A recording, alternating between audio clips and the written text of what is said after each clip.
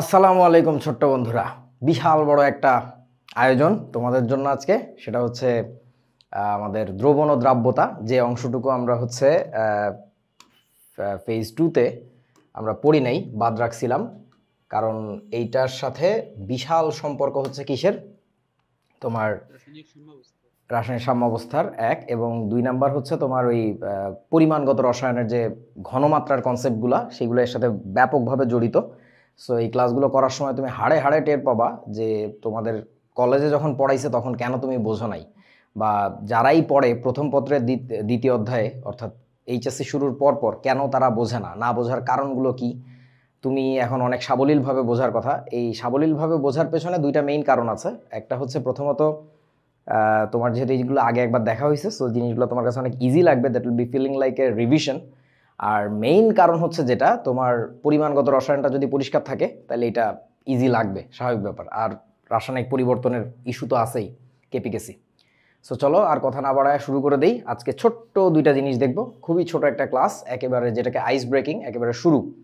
So আজকে দেখবো হচ্ছে আমরা দ্রবণ এবং তার প্রকারভেদ, যে কত রকমের দ্রবণ হইতে পারে, দ্রবণ হওয়ার শর্ত কি, কাকে দ্রবণ বলা যায়, কাকে দ্রবণ বলা যায় না, এই টাইপের জিনিসগুলা। আর আরেকটা দেখবো দ্রবণীয়তার পরিমাপ।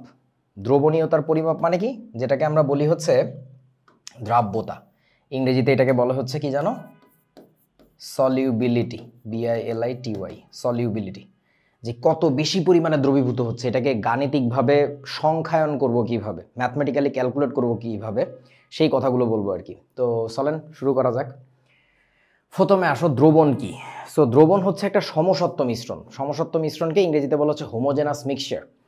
সো হোমোজেনাস মানে তোমরা শিখছো আগেই, আমি তোমাদেরকে পরিবেশ রসায়নে পড়াইছি হোমোজেনাস ইকুয়েশন। তো হোমোজেনাস মানে একই রকমের, একই ধরনের, সব জায়গাতে যে মিশ্রণের উপাদানগুলো একই অনুপাতে থাকে সেটাকে আমরা বলবো সমসত্ব মিশ্রণ। সো এখন আমাকে একটু বলো, আমি ঝালমুড়ি খাচ্ছি, সো ঝালমুড়ি কি একটা সমসত্ব মিশ্রণ নাকি অসমসত্ব মিশ্রণ?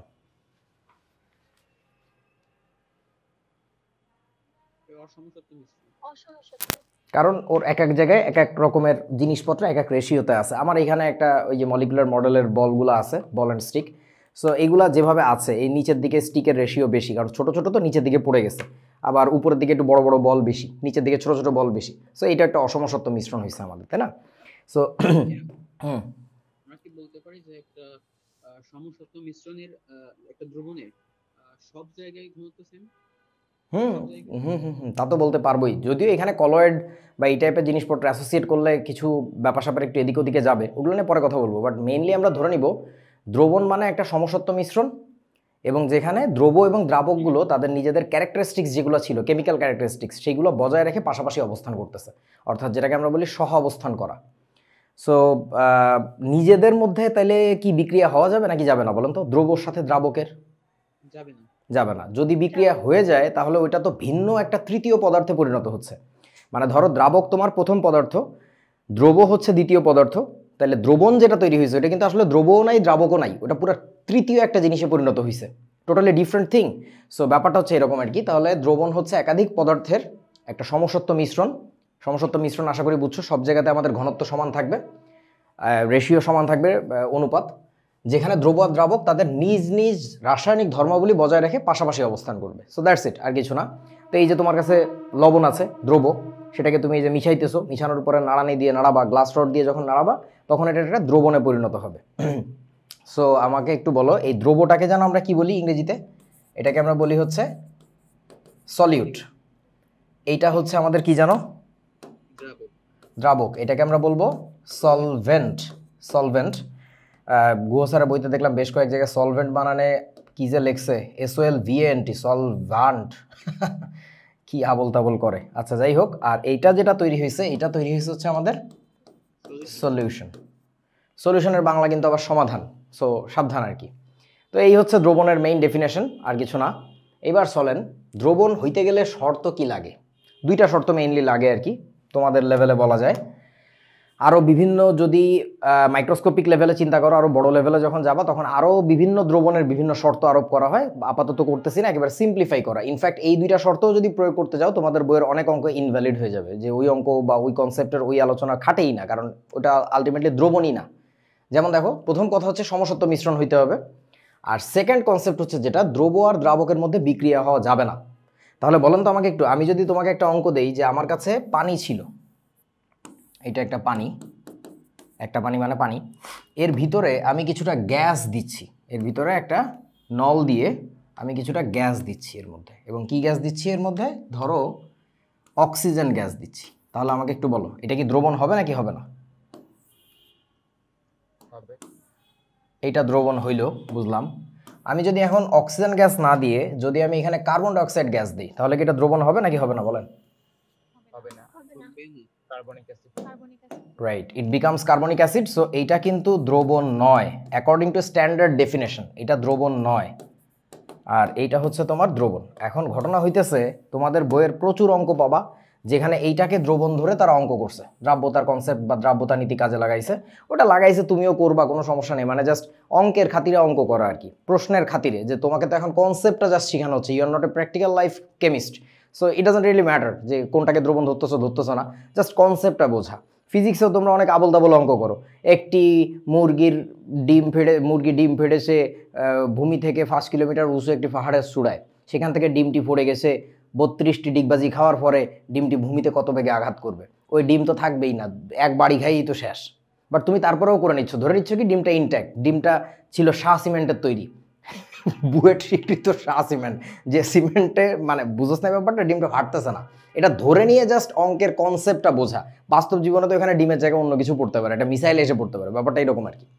আচ্ছা, তারপরে ধরো আমাকে আর একটা কথা বলো তোমরা, ধরো এরকম একটা সিচুয়েশন চিন্তা করো যে পানির মধ্যে আমি গোলাইছি হচ্ছে, এটা কেন করলাম, আমি এই ছবিটা তো আনতে পারি, আমি পানির মধ্যে নিয়ে আসছি হচ্ছে, ধরো কি দেওয়া যেতে পারে, ধরো পানির মধ্যে দিছি আমি হচ্ছে চিনি, আমাকে একটু বলো এটা দ্রবণ নাকি না? এইটা একটা দ্রবণ, কারণ চিনির সাথে পানির কোনো আসলে বিক্রিয়া হয় না, বোঝা গেছে? আচ্ছা, এটা আসলে দ্রবণ নয়, তার কারণ চিনি হচ্ছে কি জানো, C12H22O11, এটার সাথে আমাদের যখন পানির বিক্রিয়া হয় তখন এখানে কি তৈরি হয়, C6H12O6 প্লাস ওই একই জিনিস আর একবার, একটা গ্লুকোজ একটা ফ্রুক্টোজ, গাঠনিক সংকেত আলাদা, এটা কি হইল? আচ্ছা, সো ঘটনা হচ্ছে, তোমরা কি বুঝছো আমি কি বুঝাইছি?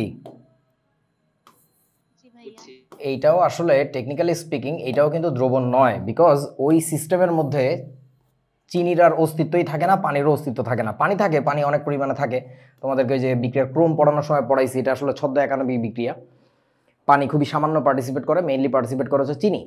সো তাহলে ওই সিস্টেমের মধ্যে আসলে চিনির আলাদা করে মলিকুলার কোনো অস্তিত্বই নাই, যার ফলে এইটাও দ্রবণ নয়। কিন্তু অহরহ আমরা অঙ্ক করব ফানিতে চিনি মিশাইছি, ফানিতে চিনি মিশাইছি, তোমরা কি বুঝিছো? ওই অঙ্কগুলোর নিচে আবার আনসারে লিখে দিয়ে আইসো না যে এটা তো দ্রবণই না, সুতরাং এখানে দ্রাব্যতা নীতির কোনো কথা কাজে লাগবে না, আমরা অঙ্কটা বয়কট করলাম, এই বয়কট করিও না। তোমরা কি বুঝছো বন্ধু? মানে অঙ্কগুলো করতে হবে জাস্ট, আর কিছু না, মানে আমি স্ট্যান্ডার্ড কথাটা শিখাইলাম। এবার আসো বন্ধু, এই যে বলে দিচ্ছি, পানিতে চিনি মিশালে দ্রব আর দ্রাবক তাদের স্বকীয়তা হারায়, স্বকীয়তা মানে বুঝছো তো, মানে অ্যাকচুয়ালি যে কেমিক্যাল সাবস্টেন্সটা সেটা থাকে না, এ কারণে তা দ্রবণের আদর্শ সংজ্ঞা অনুযায়ী, মানে স্ট্যান্ডার্ড ডেফিনেশন অনুযায়ী কোনো দ্রবণই না। যদি আমাদের পাঠ্যপুস্তক সহ সকল পাঠ্যপুস্তক মানে বিদেশি বইতেও আমি যখন দেখি তখনও দেখি যে ওখানে চিনি দ্রবণ নিয়ে অঙ্ক করছে, সকল এটাকে দ্রবণ ধরে নিয়ে হিসাব নিকাশ করা হয়, আমরাও তাই করব। সো এটা নিয়ে মারামারি নেই, আশা করি বুঝছো। এরপরে চলো কিছু ইংরেজি শিখতে হবে তোমাদের। লেখা দ্রাব্যতার কনসেপ্ট কাজে লাগাচ্ছি, এটা আমরা আবার করলাম না, ঠিক আছে। প্র্যাকটিক্যাল লাইফে কি যদি আমরা কাজে লাগাই তাহলে কি কোনো এটার কোনো হেরফের হয়? ওরকম না, বলা যায় যে হিসাবে সঠিক উত্তরই আসে, মানে এখানে খুবই সিলি কতগুলো ক্যালকুলেশন, মানে ধর ব্যাপারটা এরকম, আমি বলি তোরা এখন ধরে নে অফলাইনে ক্লাস করতেছিস, সো আমার সামনে পোলাপয়েন্ট বসে আছিস তোরা, সো এখন ঘটনা হচ্ছে তোদের প্রত্যেকের মাঝখানে কি কিছু জায়গা আছে না, মানে একজন বসছে তার পাশে তো আরেকজন বসছে, দুইজনের মাঝখানে কি একটু জায়গা আছে না, ওই জায়গায় আমি যদি এখন বিলের বাচ্চা বসানো শুরু করি, যে মাঝখানে 3টা করে বিলের বাচ্চা বসাইলাম, তারপরে বললাম দ্যাটস এ দ্রবণ, দ্যাটস এ সলিউশন, হ্যাঁ এটা তো দ্রবণ হয়েছে ভাই, কোনো সমস্যা নেই, যেখানে দ্রাবক হচ্ছে তোমরা, আর আন্তঃআণবিক যে ফাঁকা স্থান সেখানে আমাদের দ্রবগুলো বসে আছে, বিলের বাচ্চাগুলো দ্রব। তো এখন ওই হিসাবগুলো না আসলে এইখানেও খাটবে, এমন না যে খাটবে না, কিন্তু আসলে এটা একটা হাস্যকর ব্যাপার হয়েছে, মানে এটার জন্য এইগুলো বলাটা ঠিক হচ্ছে না, বোঝা না? আচ্ছা ধর তুই তুই আদর্শ গ্যাসের জন্য যে সূত্রটা শিখছিস পিভি ইকুয়াল টু এনআরটি, আমরা যখন বেসিক থার্মাল ইঞ্জিনিয়ারিং পড়ছি তখন প্রচুর অঙ্কে পিভি ইকুয়াল টু এনআরটি মাইরেটারে বাইর করছি যে হ্যাঁ ইঞ্জিনের ভিতরে এই মোমেন্টে এই স্ট্রোকে এত প্রেশার ছিল। ওটা আসলে কি হবে? আর দূর বেটা আবল তাবল বলতেছ, ওই ফর্মুলাটাই তো ঠিক না, বাট তারপরেও কেন করতেছি আমরা জাস্ট বেসিক আইডিয়াটা বোঝার চেষ্টা করতেছি। সো ব্যাপারটা হচ্ছে ওইরকম আর কি। আচ্ছা, সো এই ইংরেজিগুলো আপনাদের একটু শিখে ফেলতে হবে। যদি এইগুলো শেখেন তাহলে অনেক লাভ আছে। যেমন তুমি অর্থ বুঝবো অনেক জায়গায় বাংলার চেয়ে ইংরেজিতে ভালো। 2 নাম্বার হচ্ছে ইন্টারনেট সার্চ করে পড়তে গেলে অনেক সুবিধা হবে। যেমন ধরো কতগুলো ইংরেজি খুব জরুরি, অধক্ষিপ্ত হওয়া, প্রেসিপিটেশন, এই যে অধক্ষেপ হচ্ছে প্রেসিপিটেশন, কেলাসিত হওয়া তো বুঝো ক্রিস্টালাইজ করা, অতিপৃক্তর ইংরেজি হচ্ছে সুপার স্যাচুরেটেড, এই শব্দটা নিয়ে প্রচুর গ্যাঞ্জাম করছে আমাদের বইতে, সো এটা ভালো করে শিখতে হবে। সম্পৃক্ত স্যাচুরেটেড, অসম্পৃক্ত আনস্যাচুরেটেড, দ্রবীভূত করা টু ডিজলভ, সলভ থেকে ডিজলভ এই আর কি। রিজলভও তো আর একটা শব্দ আছে শুনছস, কোনো একটা প্রবলেমের সমাধান করা, এটাকে আমরা বলি রিজলভ করা। আচ্ছা, সো সলিউটকে আমরা আগে থেকেই বলছি এসটি দিয়ে লিখবো, সলভেন্টকে এসভি দিয়ে লিখবো, সলিউশনকে এসএন দিয়ে লিখবো। তারপরে হচ্ছে এই তো মেইন জিনিসগুলো এগুলাই, এই হচ্ছে কথা। চলো সেই ইংরেজিগুলো একটু শিখে নিও। এরপরে আসো দ্রবণের প্রকারভেদ দেখতে হবে। এটাই আনইম্পর্টেন্ট একটা টপিক, এটা নিয়ে লাগে না, বাট আমার ভাল লাগে আর কি, মানে মূল কথাই জানে না দ্রবণ জিনিসটা কি, কতভাবে দ্রবণ হইতে পারে সেটা না জানলে কেমন হয় আর কি। সো দ্রবণের প্রকারভেদ করতে গেলে কয়েকভাবে করা যায়। প্রথম ক্যাটাগরিটা হচ্ছে কি, দ্রব আর দ্রাবকের ভৌত অবস্থার উপর ভিত্তি করে, মানে যে আসলে ফিজিক্যাল স্টেটটা কি। কয়েকটা এক্সাম্পল দেই তাহলে তোমরা বুঝবা। 1 নাম্বার এক্সাম্পলটা হচ্ছে মানে ক্লিয়ারলি বোঝার জন্য আমি ভালো করে লিখতেছি। একটা হচ্ছে তরলে, তরলে কঠিন, সবচেয়ে পপুলার যেটা, সবচেয়ে বেশি কাজে লাগবে আমাদের যেটা, তরলে কঠিন। আমাকে একটু বলো তরলে কঠিন মানে কি? প্রথমটা হচ্ছে দ্রাবক, তরল দ্রাবকে কঠিন দ্রব দ্রবীভূত করা হচ্ছে, তোরা কি বুঝছিস? হ্যাঁ। আচ্ছা আমাকে একটু বলো তরলে কঠিনের এক্সাম্পল কি? পানি প্লাস সোডিয়াম ক্লোরাইড, পানিতে কপার সালফেট। তোমরা কি বুঝিস ব্যাপারটা? কোন এক সান্দু জানি বললো পানিতে চিনি, এতক্ষণ তাহলে আমি কি বুঝাইলাম? বুঝছিস তো? আচ্ছা এরপরে আসো তরলে কঠিন গেল, এবার আমরা তরলে কি দিতে পারি বলো তো? তরল। তরলে তরল দিতে পারো, ঠিক আছে, তরলে তরল। উদাহরণ কি বলো? উদাহরণ কি? পানি প্লাস হচ্ছে রুহ আফজা। আর কি হইতে পারে বলো? পানি প্লাস বলো, লাল পানি, লেবুর রস। লেবুর রস, ইয়েস এগুলাই, লেবুর রস এরকম। অ্যালকোহল দেওয়া যায় না? ও আল্লাহ ইন্না লিল্লাহ। আচ্ছা ঠিক আছে, ওকে। এইটা বুঝিয়ে বলো। কে বললি এটা? হ্যাঁ হ্যাঁ, পানিতে ভিনেগারও দেওয়া যাবে। ইথানলের সংকেত তো ভুলে গেলাম, C2H5OH, ইথানল, এরকম আর কি। আচ্ছা তারপরে বলো তরলে আর কি দেওয়া যায়? গ্যাস, তরলে দেওয়া যায় হচ্ছে গ্যাস। উদাহরণ কি বলো? তোমার অ্যাকুরিয়ামের ভিতরে যায় দেখবা পানির মধ্যে একটা অক্সিজেন মেশিন লাগানো আছে, ও কন্টিনিউয়াস অক্সিজেন পয়দা করতেছে। বোঝো না এই ব্যাপারটা? পানিতে অক্সিজেন যদি ডিজলভড না থাকতো, দ্রবীভূত যদি না থাকতো, তাহলে মাছেরা বেঁচে থাকতে পারতো না, তুমি মাছে ভাতে বাঙালি হইতে না, তুমি ফানি ভাতে বাঙালি হইতে আর কি। আচ্ছা আর কি হইতে পারে বলো? পানির মধ্যে আর কি দেওয়া যেতে পারে? গ্যাস, গ্যাসীয় উপাদান। অ্যামোনিয়া দেওয়া যাবে? হ্যাঁ অবশ্যই দেওয়া যাবে, যদিও এখানে একটা ছোটখাটো বিক্রিয়া হয়ে যায়। হ্যাঁ একটু তো হয়। আচ্ছা ক্লোরিন দিলেও তো একটা বিক্রিয়া হয়, তাহলে ওটা কি বলা উচিত হচ্ছে? না। অ্যামোনিয়া দিলে তো তাও বুঝলাম যে অ্যামোনিয়াম হাইড্রোক্সাইড যেটা তৈরি হয়েছে ওটাকে তাপ দিলে আবার অ্যামোনিয়া উড়ে চলে আসে, পানি পড়ে থাকে। বুঝতে পারছিস না? মানে যদিও হ্যাঁ হ্যাঁ হাইড্রোজেন গ্যাস দেয়, মানে এরকম আর কি, বুঝছস তো? আমি আর বলতেছি না আর কি। ওকে, এবার আর কি হইতে পারে বলেন? পানি যে পরিষ্কার করে chlorine gas right right right, ওটা করে আর কি। ওটা করেই তো আমাদের সময় আমরা বাথরুমের পানিও খাইতে পারতাম। ইদানিং আবার ওই যে কি জানি একটা রোগ দেখা দিছে ওই পানির কারণে, পোলাপাইন অসুস্থ হয়ে পড়তেছিল পরীক্ষার আগে। আচ্ছা আর কি হইতে পারে? কোল্ড ড্রিঙ্কসে যে ওই কার্বন ডাই অক্সাইড অ্যাড করে ওইটা। রাইট রাইট রাইট, ওইটাও হইতে পারে। তাহলে আমরা ওইটা একটু লিখে ফেলি। ওটাকে আমরা কিভাবে লিখবো? ওইটাকে লিখবো হইতেছে কি জানি বলে, কোল্ড ড্রিঙ্কস। হ্যাঁ বলো, কেন দ্রবণ হবে না কেন? ওইটা তো পানি না তো, ওটা তো কোল্ড ড্রিঙ্কস, ওর সাথে কোনো বিক্রিয়াই করে না। বুঝলাম কেমনে? ওইটার যখন তুমি ছিপিটা খোলো তখন ফুস করে দেখবা বেরিয়ে চলে আসছে আবার, বোঝো নাই? আচ্ছা, তোমাদেরকে যদি সময় পাই আজকের ক্লাস যদি তাড়াতাড়ি শেষ হয়ে যায় তাহলে লাস্টে আমাকে মনে করে দিও কোল্ড ড্রিঙ্কস খাইলে আমাদের অ্যাকচুয়ালি কেন হজমে খুব হেল্প হয় বা আমাদের রিলিভড লাগে এটার সায়েন্সটা বুঝাবো না। আমার মনে হয় আগে একদিন বুঝাইছিলাম কিনা আমার খেয়াল নাই ফাউন্ডেশনে। ও তাহলে তো হয়েছেই, তাহলে ওখান থেকে দেখিনি আর বলবো না। আচ্ছা বলো, এবার তরলে গ্যাস দিলাম, এবার আমরা তরলের 3টা অপশনই শেষ, কঠিন তরল গ্যাস 3টাই মিশাই ফেলছি। আর এবার কি করা যেতে পারে? এবার আসো গ্যাসে আমরা কঠিন মিশাই দেখি, গ্যাসে কঠিন। তারপরেরটা তাহলে কি হবে বলেন তো? গ্যাসে তরল, আর একটা কি হবে? গ্যাসে গ্যাস। হ্যাঁ বলো। ভাই গ্যাসে তরল হইলে সেইটা আবার কেমন? আরে বেটা তুই একটা একটা করে চিন্তা কর রে গরু, তোকে এখন কাজ দিছি তো গ্যাসে কঠিন, আগে এইটারে সলভ কর, কি হবে বল। গ্যাসে কঠিন বলো।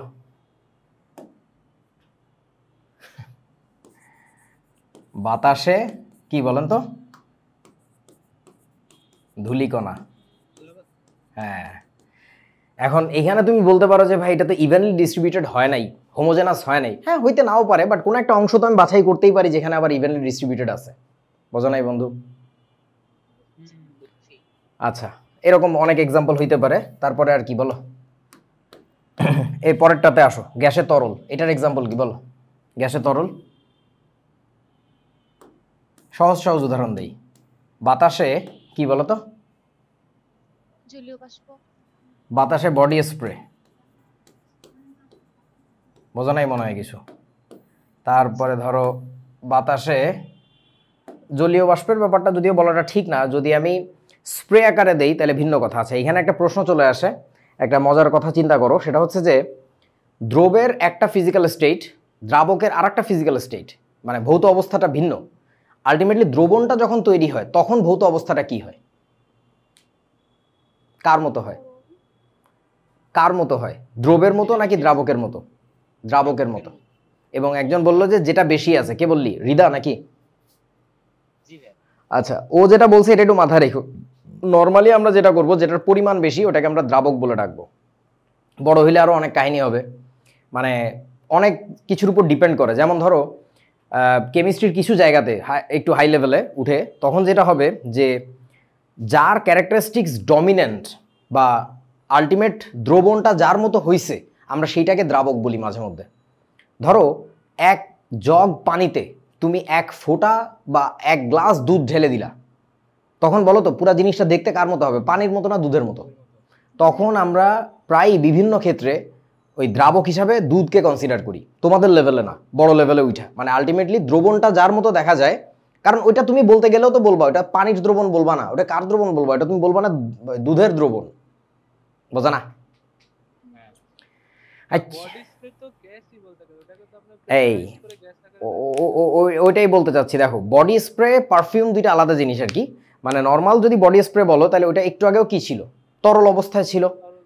হ্যাঁ, আমি যখন স্প্রে করছি বের হয়ে এসেও সে তরল, একটু পরে সে ভেপোরাইজ যখন হয়েছে শত বাষ্পীভবনের ফলে সে তারপর হচ্ছে গ্যাসে পরিণত হয়েছে। বাট আলটিমেটলি জিনিসটা আমার মেশানোর সময় আগে ছিল হচ্ছে তরল, সো তরলের সাথে গ্যাস মিশে গেছে। আলটিমেট সিস্টেমটা কিসে পরিণত হয়েছে? যেহেতু দ্রাবক ছিল গ্যাস, সো গ্যাসের মতো হয়ে গেছে। বুঝিস নাই কিছু?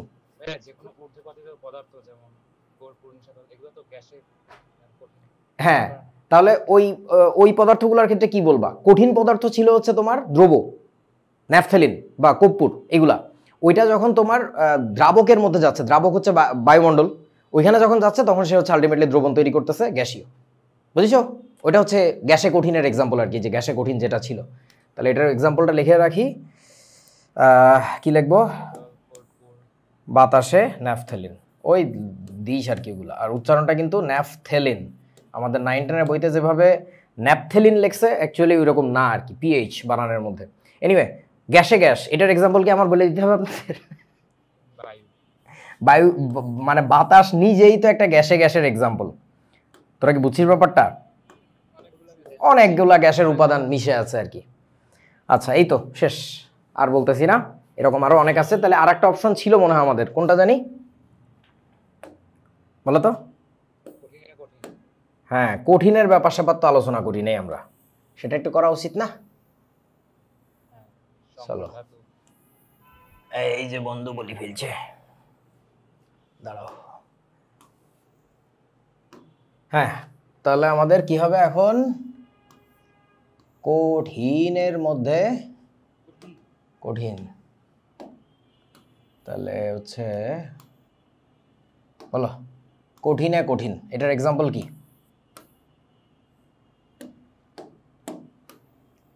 কঠিনে কঠিনের এক্সাম্পল মলিকিউলার অরবিটাল দেখালে একটা অরবিটালের একটা বোতল দেখালে ওটা তো একটা কঠিন অরিজিন। আচ্ছা, মনোযোগ দিয়ে শোনো। কঠিনে কঠিনের সবচেয়ে ভালো উদাহরণ হচ্ছে সংকর ধাতু।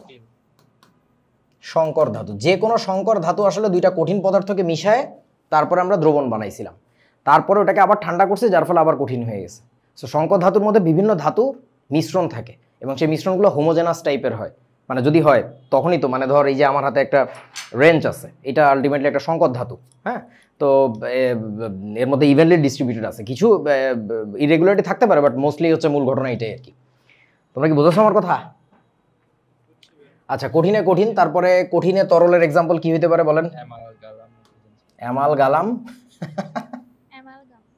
অ্যামালগাম। আর কেউ?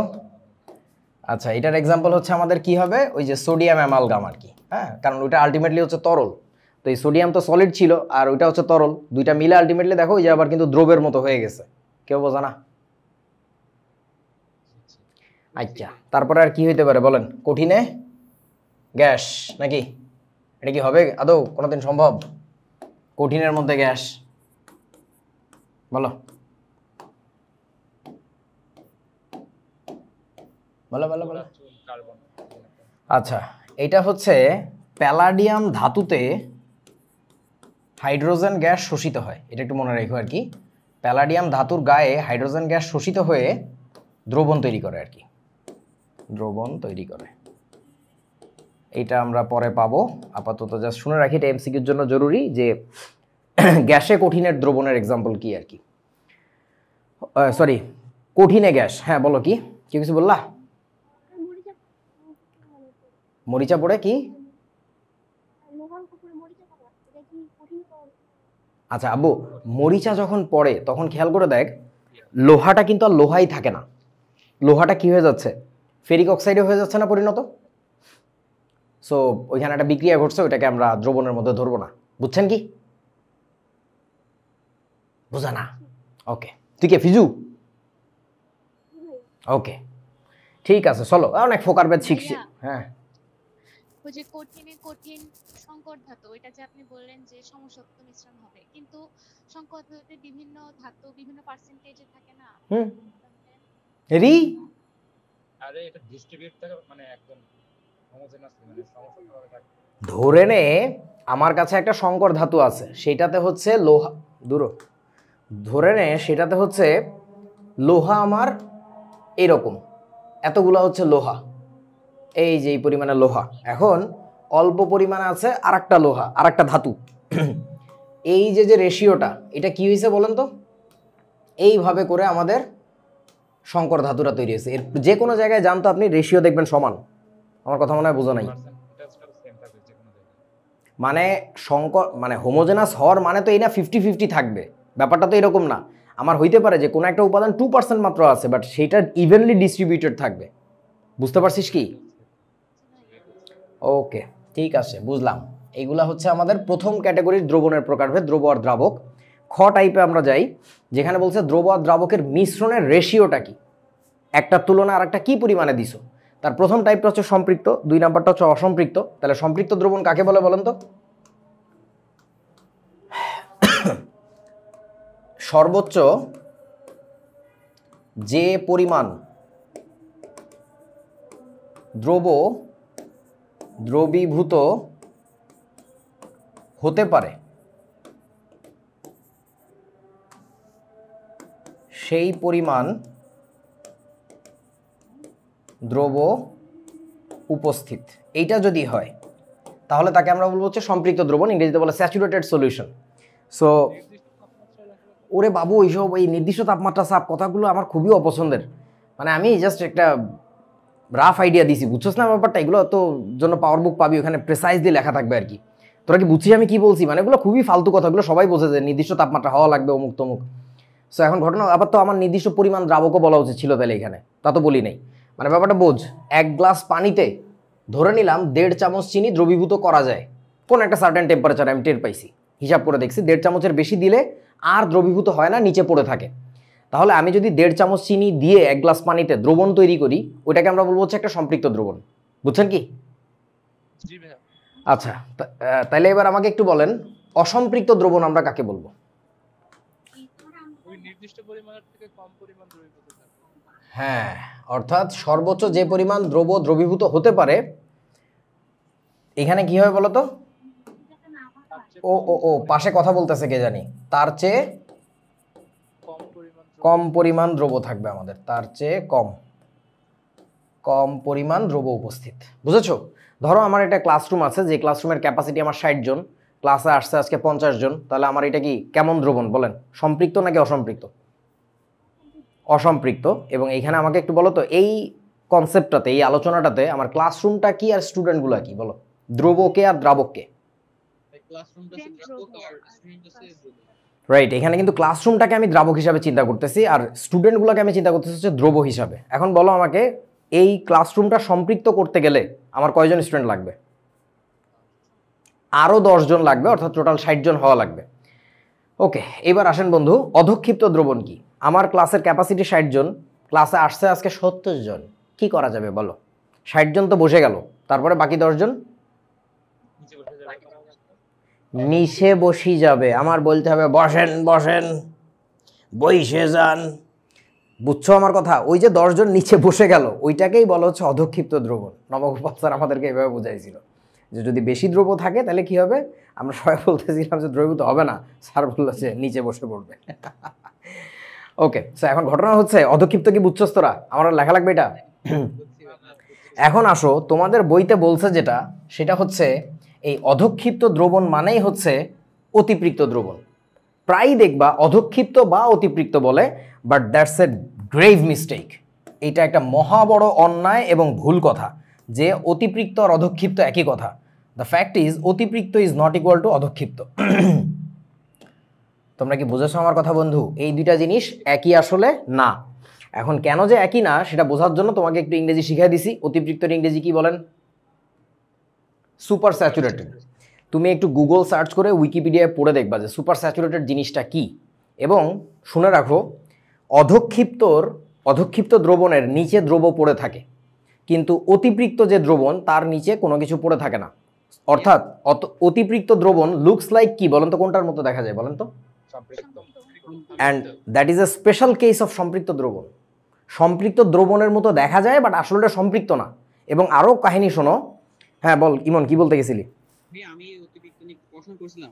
অতিপৃক্ত দ্রবণ আমার কাছে কেমন যে ওই দ্রবণের যে প্রভাবগুলো আছে, প্রভাবগুলো যদি আমি চেঞ্জ করে ওই দ্রবণটার ক্যাপাসিটি যদি বাড়াই দিই, তো যেটুকু আমরা এক্সপ্রেস করব সেটুকু ওই দ্রবণের মধ্যে চলে আসতেছে।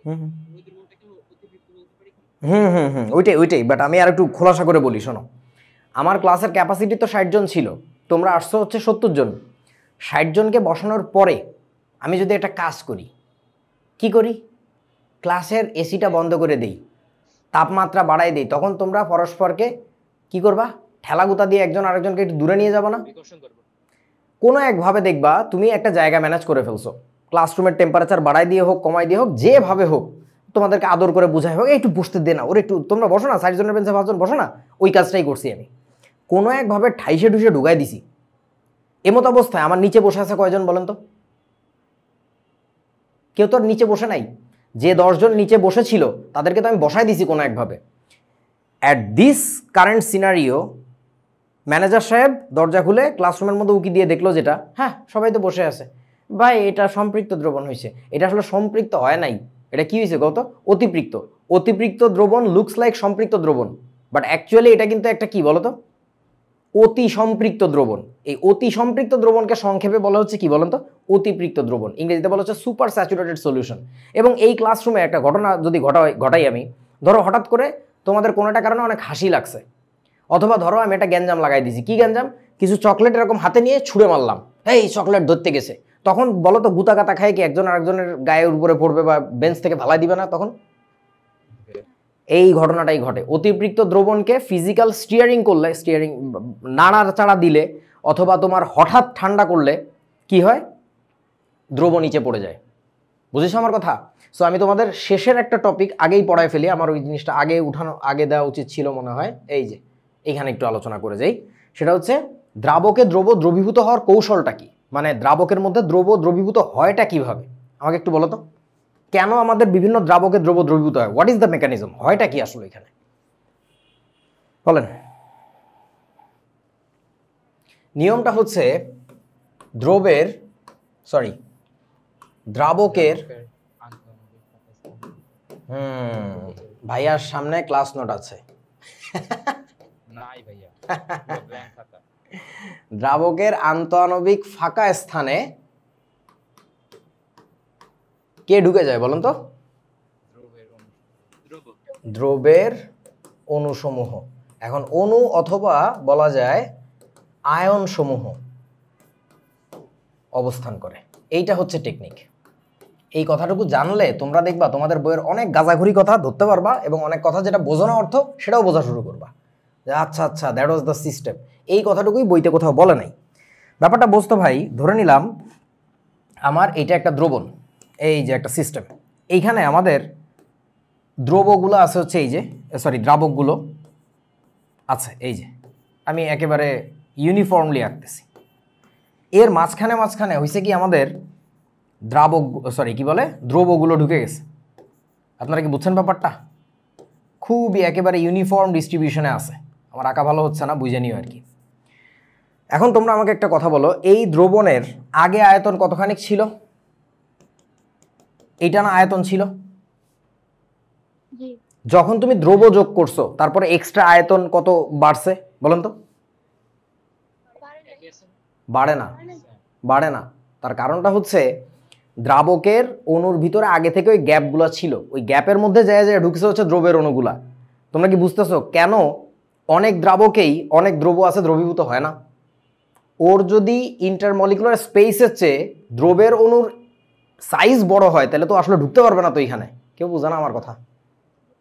That is one of the reasons যে অনেকেই আছে দ্রবীভূত হয় না, যদি ওদেরকে দ্রবীভূত করার আরও অনেক কাহিনী আছে আর কি। এখন ঘটনা হচ্ছে বোঝো তো, এই কথা কেন বলতেছিলাম তোমাদেরকে, আমি কি যেন বলতেছিলাম, ও রাইট। এখন দেখতো ভাই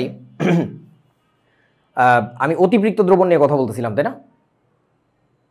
সো অতিরিক্ত দ্রবণ বানায় কিভাবে, আগে একটু এটা শুনে নাও। সেটা হচ্ছে আমি কোনো একটা তাপমাত্রায়, ধরে নিলাম এখন তাপমাত্রা আমার 25 ডিগ্রি সেলসিয়াস আছে। সো প্রতি 25 ডিগ্রি সেলসিয়াসে এটা হচ্ছে আমাদের 1 লিটার পানি, 1 লিটার ধরে নিলাম।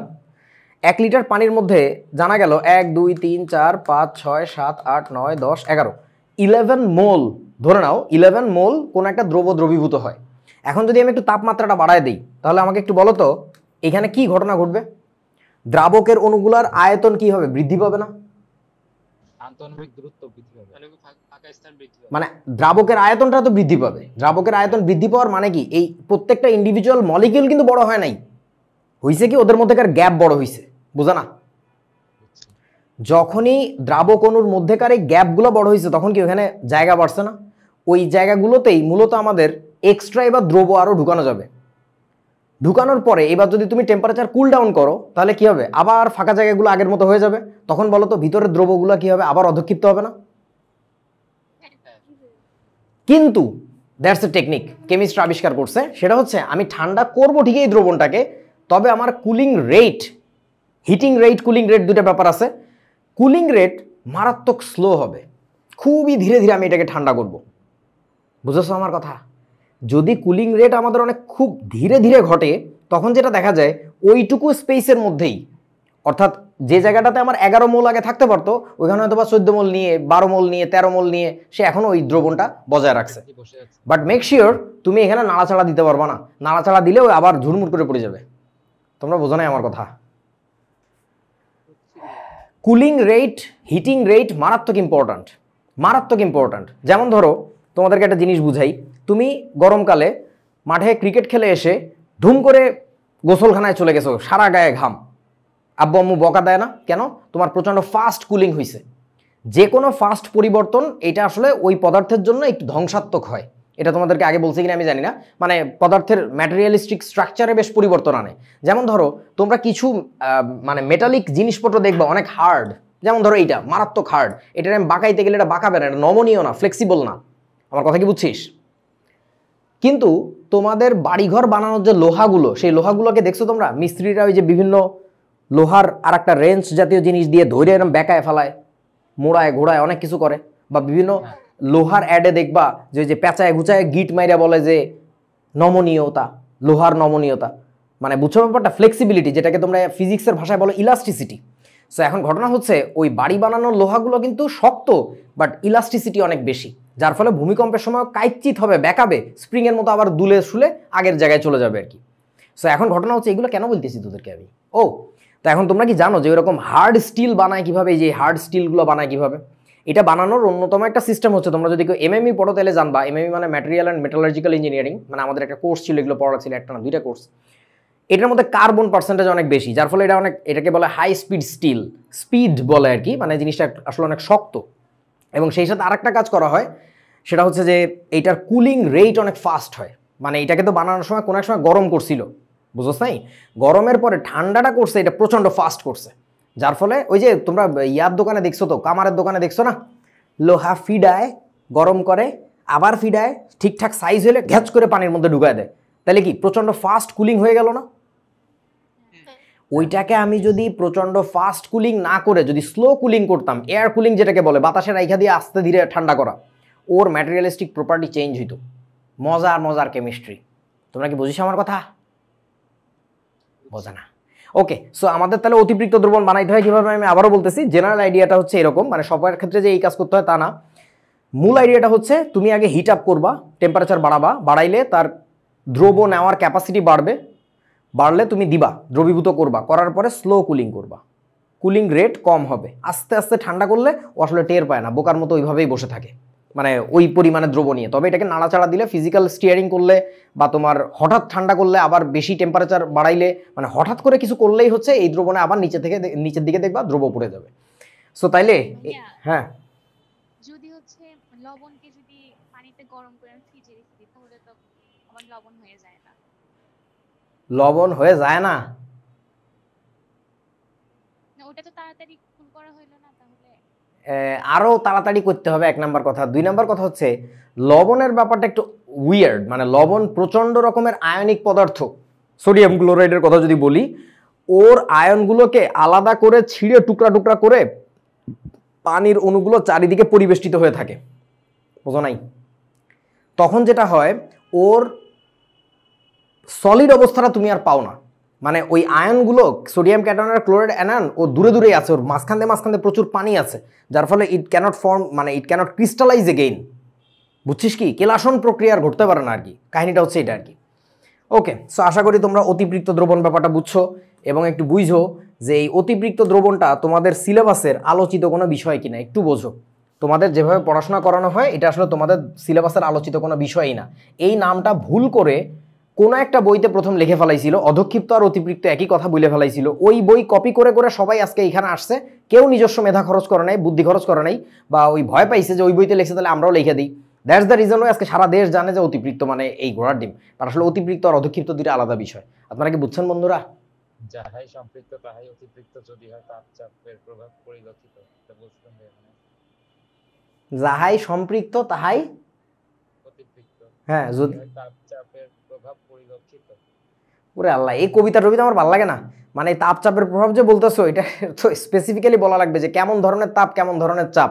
আর ওই তাপের ক্ষেত্রে ইস্যুটা হচ্ছে তাপমাত্রার পার্থক্যের হার, বুঝছিস কি আমার কথা? কত ফাস্ট কুলিং বা কত ফাস্ট হিটিং হয়েছে। হ্যাঁ, কিছু বলতেছো? অধ্যক্ষিপ্ত দ্রবণের নিচে যে তলানিটা যাবে, ওই তলানিটা কি আমরা দ্রবণের অংশ ধরবো? নোপ, তলানি দ্রবণের অংশ ধরতে হয় না, মানে হিসাবের ক্ষেত্রে। তাহলে তো উপরেরটা সম্পৃক্ত দ্রবণ হয়ে যায়। উপরের অংশটুকু সম্পৃক্ত থাকে, বাট পুরো জিনিসটাকে একত্রে আমরা বলি হচ্ছে অধক্ষিপ্ত দ্রবণ, মানে এমন একটা দ্রবণ যেখানে কিছুটা অধক্ষেপ বজায় আছে আর কি, বুঝেছো? ওকে, দ্রাবক তো হয় ভাইয়া সম্পৃক্ত, তাহলে আমরা সম্পৃক্ত দ্রবণ রাখি। ওটা জাস্ট বলে, এগুলা মানে খুচাকুচি করার দরকার নেই, এগুলো ছোট ছোট ইস্যু আর কি। আসো, সো ঘটনা হচ্ছে, আসো এবার এই জিনিসটা আমি আগে জানতাম না, এটা তোমাদের গুহ স্যারের বই থেকে আমি রিসেন্ট শিখছি মানে দেখছি আর কি, যে এই ডিফারেন্সিয়েশনটা করছে, এটা ভালো লাগছে আমার কাছে আর কি, এই জন্য নিয়ে আসছি। এটা আর কোনো বইতে আমি দেখি নাই। সেটা হচ্ছে কি দ্রবণের প্রকারভেদ একটা করছে জলীয় দ্রাবকে দ্রবের মিশ্রণের ধরনের উপর, যে মিশ্রণটা হয় কিভাবে। দুই প্রকার, একটা হচ্ছে আয়নিক আর একটা হচ্ছে আণবিক। আয়নিকের ইংরেজি তো আয়নিক, আণবিকের ইংরেজি হচ্ছে মলিকুলার সলিউশন। স্যাররা এইভাবে ইংরেজি করছে, ভালো লাগছে ব্যাপারটা আর কি। ওকে, সো এখন ঘটনা হচ্ছে জিনিসটা কি দেখো, একটু আগে বলতেছিলাম সোডিয়াম ক্লোরাইডের এটা কি বলো তো এখানে, আচ্ছা তোরা এই লেখাটা দেখতেছিস না, এটাকে আমরা কি বলি, হ্যাঁ সোডিয়াম ক্লোরাইডের কেলাস কাঠামো আর কি। সো NaCl কেলাস, সোডিয়াম ক্লোরাইডের কেলাস। এখন ঘটনা হচ্ছে এইটা যখন সলিড থাকে তখন তো এইভাবে থাকে, যখন আমি পানির মধ্যে দেই তখন কি হয়, ওর ওই এই সবুজ বল যেগুলো এগুলো হচ্ছে ক্লোরাইড অ্যানায়ন, আর ভিতরে যে দেখতে পাচ্ছিস ভিতরে দেখা যাচ্ছে না মনে হয়, আচ্ছা গুড়ি গুড়ি ইয়া আছে আর কি। হলুদ টাইপের হ্যাঁ হলুদ হলুদ দেখা যাচ্ছে। হ্যাঁ হ্যাঁ রাইট, এই কিভাবে জানি এটাকে বড় করে, এই যে এবার দেখা যায়, হ্যাঁ এই যে গুড়ি গুড়ি যেগুলো এগুলো হচ্ছে তোমার সোডিয়াম ক্যাটায়ন আর কি। তো আকারের রেশিও অনুযায়ী বানাইছে, এটা ইন্টারনেট থেকে নেওয়া ছবি। সো এখন ঘটনা হচ্ছে ওই সোডিয়াম ক্যাটায়নগুলো এই কমলা যে অরেঞ্জ বাবলগুলা ওগুলা দূরে সরে আসে, ক্লোরাইডগুলা দূরে সরে যায়, ওর চারিদিকে দেখো পানি কেমনে ঘিরে ধরছে, এই যে রেড বল যেগুলো এগুলো হচ্ছে অক্সিজেন, বুঝেছো? সো পানির অক্সিজেনগুলা, অক্সিজেনের মাথায় কি থাকবে, ও মানে ডেল্টা নেগেটিভ, আর এইগুলো হচ্ছে হাইড্রোজেন বল। সো হাইড্রোজেনগুলো দূরে সরে গেছে, অক্সিজেনটার কাছে আসছে। এখানে আবার কি হয়েছে, হাইড্রোজেনগুলো ওর কাছে গেছে, অক্সিজেনগুলো দূরে, বুঝে না? বুঝছি। আচ্ছা, সো এইভাবে যে দ্রবণটা তৈরি হয় এটাকে গুহস্যারের বইতে বলছে আয়নিক দ্রবণ, বিউটিফুল মানে কনসেপ্ট। আর এইখানে দেখো আর এক ধরনের দ্রবণ তৈরি হতে পারে, ধরো ইথানলকে আমি পানির মধ্যে মিশাইছি, ওটা একটা পারফেক্ট দ্রবণ হয়েছে। সো ইথানলের অণুটা হচ্ছে এইটা, এই কালো বলটা হচ্ছে কার্বন, এইটা আর একটা কার্বন, এর সাথে 3টা হাইড্রোজেন আছে, এই যে 3D ছবি বলে এরকম দেখা যাচ্ছে না, এখানে আর একটা হাইড্রোজেন, এখানে আর একটা, তার মানে বুঝতে পারতেছো এটা কি, CH3 বন্ড দিয়ে কি লিখছে বলো তো, CH2, এই যে, আর ওই মাথায় যে এটা অক্সিজেন আর এটা হাইড্রোজেন, তাহলে বন্ড হচ্ছে OH। তোমরা মনে হয় বোঝো না আমি কি বলছি, এটা হচ্ছে ইথানল। এখন ইথানলের ক্ষেত্রে কি হয়, অক্সিজেনের মাথায় তো ডেল্টা নেগেটিভ, আর এই হাইড্রোজেনের মাথায় কি ডেল্টা পজিটিভ, আর পানির ভদ্রলোক এই গোল্লাটা কি বললো তো, লাল গোল্লাটা অক্সিজেন। সো এই হাইড্রোজেনের প্রান্তের কাছে অক্সিজেনের মাথায় এসে যুক্ত হয়, সো এইভাবে হচ্ছে ওরে চারদিক থেকে ঘিরে ধরে, দ্যাট ইজ দ্য সিস্টেম। এখন সেই ক্ষেত্রে দেখো পার্থক্যটা বোঝো, এখানে কিন্তু আয়নে বিশ্লিষ্ট হয়েছে বাট ওইখানে কিন্তু আয়নে ভাঙে নাই, দ্যাটস ওয়াই এটাকে বলতেছে হচ্ছে আণবিক দ্রবণ। আণবিক দ্রবণের ক্ষেত্রে পুরো অণুটা ইনট্যাক্ট থাকে, আর আয়নিক দ্রবণের ক্ষেত্রে আয়নটা আলাদা হয়ে যায়, বোঝো নাই বন্ধু? আচ্ছা, এবং এই ক্ষেত্রে জেনে রাখো এই আয়নিক দ্রবণ যেগুলা তাদের ক্ষেত্রে হচ্ছে KSP KIP নির্ণয় করা সম্ভব। তোমরা KSP KIP নাম অলরেডি শুনছো, এমন না যে শোনো নাই। সো KSP KIP নির্ণয় করি হচ্ছে আমরা এদের ক্ষেত্রে, আয়নিক দ্রবণগুলোর ক্ষেত্রে, আর এদের ক্ষেত্রে হচ্ছে KSP KIPর কনসেপ্টটা অ্যাপ্লিকেবল না। দ্রাব্যতার কনসেপ্ট সব জায়গাতে অ্যাপ্লিকেবল, বাট KSP KIP বের করি আমরা এদের জন্য, কারণ এগুলো হচ্ছে আয়ন নিয়ে কাজ করতে হয়। যদি আমার দ্রবীভূত হয়ে আয়ন তৈরি না হয় সেক্ষেত্রে তো KSP KIP আমি বের করতে পারবো না, কিছু বোঝা নাই? কেসি তো বের করতে পারবো, তাই না? কি বের করতে পারবো? কেসি দিয়ে হিসাব করতে পারবো। তো দাদার মাথা হিসাব করতে পারবি বলদ, কেন? এমনিও তো এদের কোনো বিক্রিয়াই হচ্ছে না, এই পানিতে যেহেতু আলটিমেটলি কোনো রিয়াকশন ঘটায় নাই, তো রিয়াকশন যেখানে ঘটায় নাই তুমি তো কোনো বিক্রিয়া লিখতে পারতেছো না, ওটা উভমুখীও না, তাহলে ওর ক্ষেত্রে তুমি কি আবার কেসি লিখবা, গরু? ওকে, সেই হ্যাঁ বলেন। সোডিয়াম ক্লোরাইডে তো আয়ন হয় তাই না, তাহলে হচ্ছে ওই তো দ্রাবকের আন্তঃআণবিক ফাঁকা জায়গায় গিয়ে দ্রবের অণু তো বুঝতে পারবে না, তাহলে ওইটা কি হবে? গরু রে গরু, বুঝে না। ধরো এই যে পানি, দাঁড়াও, আল্লাহ আমাকে বাঁচাও, এটা অক্সিজেন, এখানে হাইড্রোজেন, এইখানে এই যে হাইড্রোজেন, এই আর একটা পানির অণু, এটাকে একটু স্যাঁতরায় গ্যাতরায় দিই, এই যে এরকম পানির অণু, এই আর একটা পানির অণু, এই যে, মানে ওরা আগে থেকে এরকম একটু র্যান্ডমলি ছিল। এখন এর মাঝখানে একটা গ্যাপ আছে না, এই গ্যাপের মধ্যে যায় কে দাঁড়াবে আমাকে একটু বলেন তো, Na+ নাকি Cl- কোনটা? Cl minus. এইখানে থাকবে হচ্ছে Cl-, কারণ হাইড্রোজেনগুলো এরকম, মানে ওদের মধ্যকার তো আগেও ফাঁকা জায়গা ছিল, বাট সেই ফাঁকা জায়গাটা এখন একটু কি হয়েছে বলো তো, অ্যারেঞ্জড হয়েছে, নতুনভাবে অ্যারেঞ্জড হয়েছে, সো দ্যাট নতুন ফাঁকা জায়গা তৈরি করতে পারে, সেই ফাঁকা জায়গাগুলোর মধ্যে হচ্ছে আয়নগুলো অবস্থান করে, বুঝতে পারছিস কি?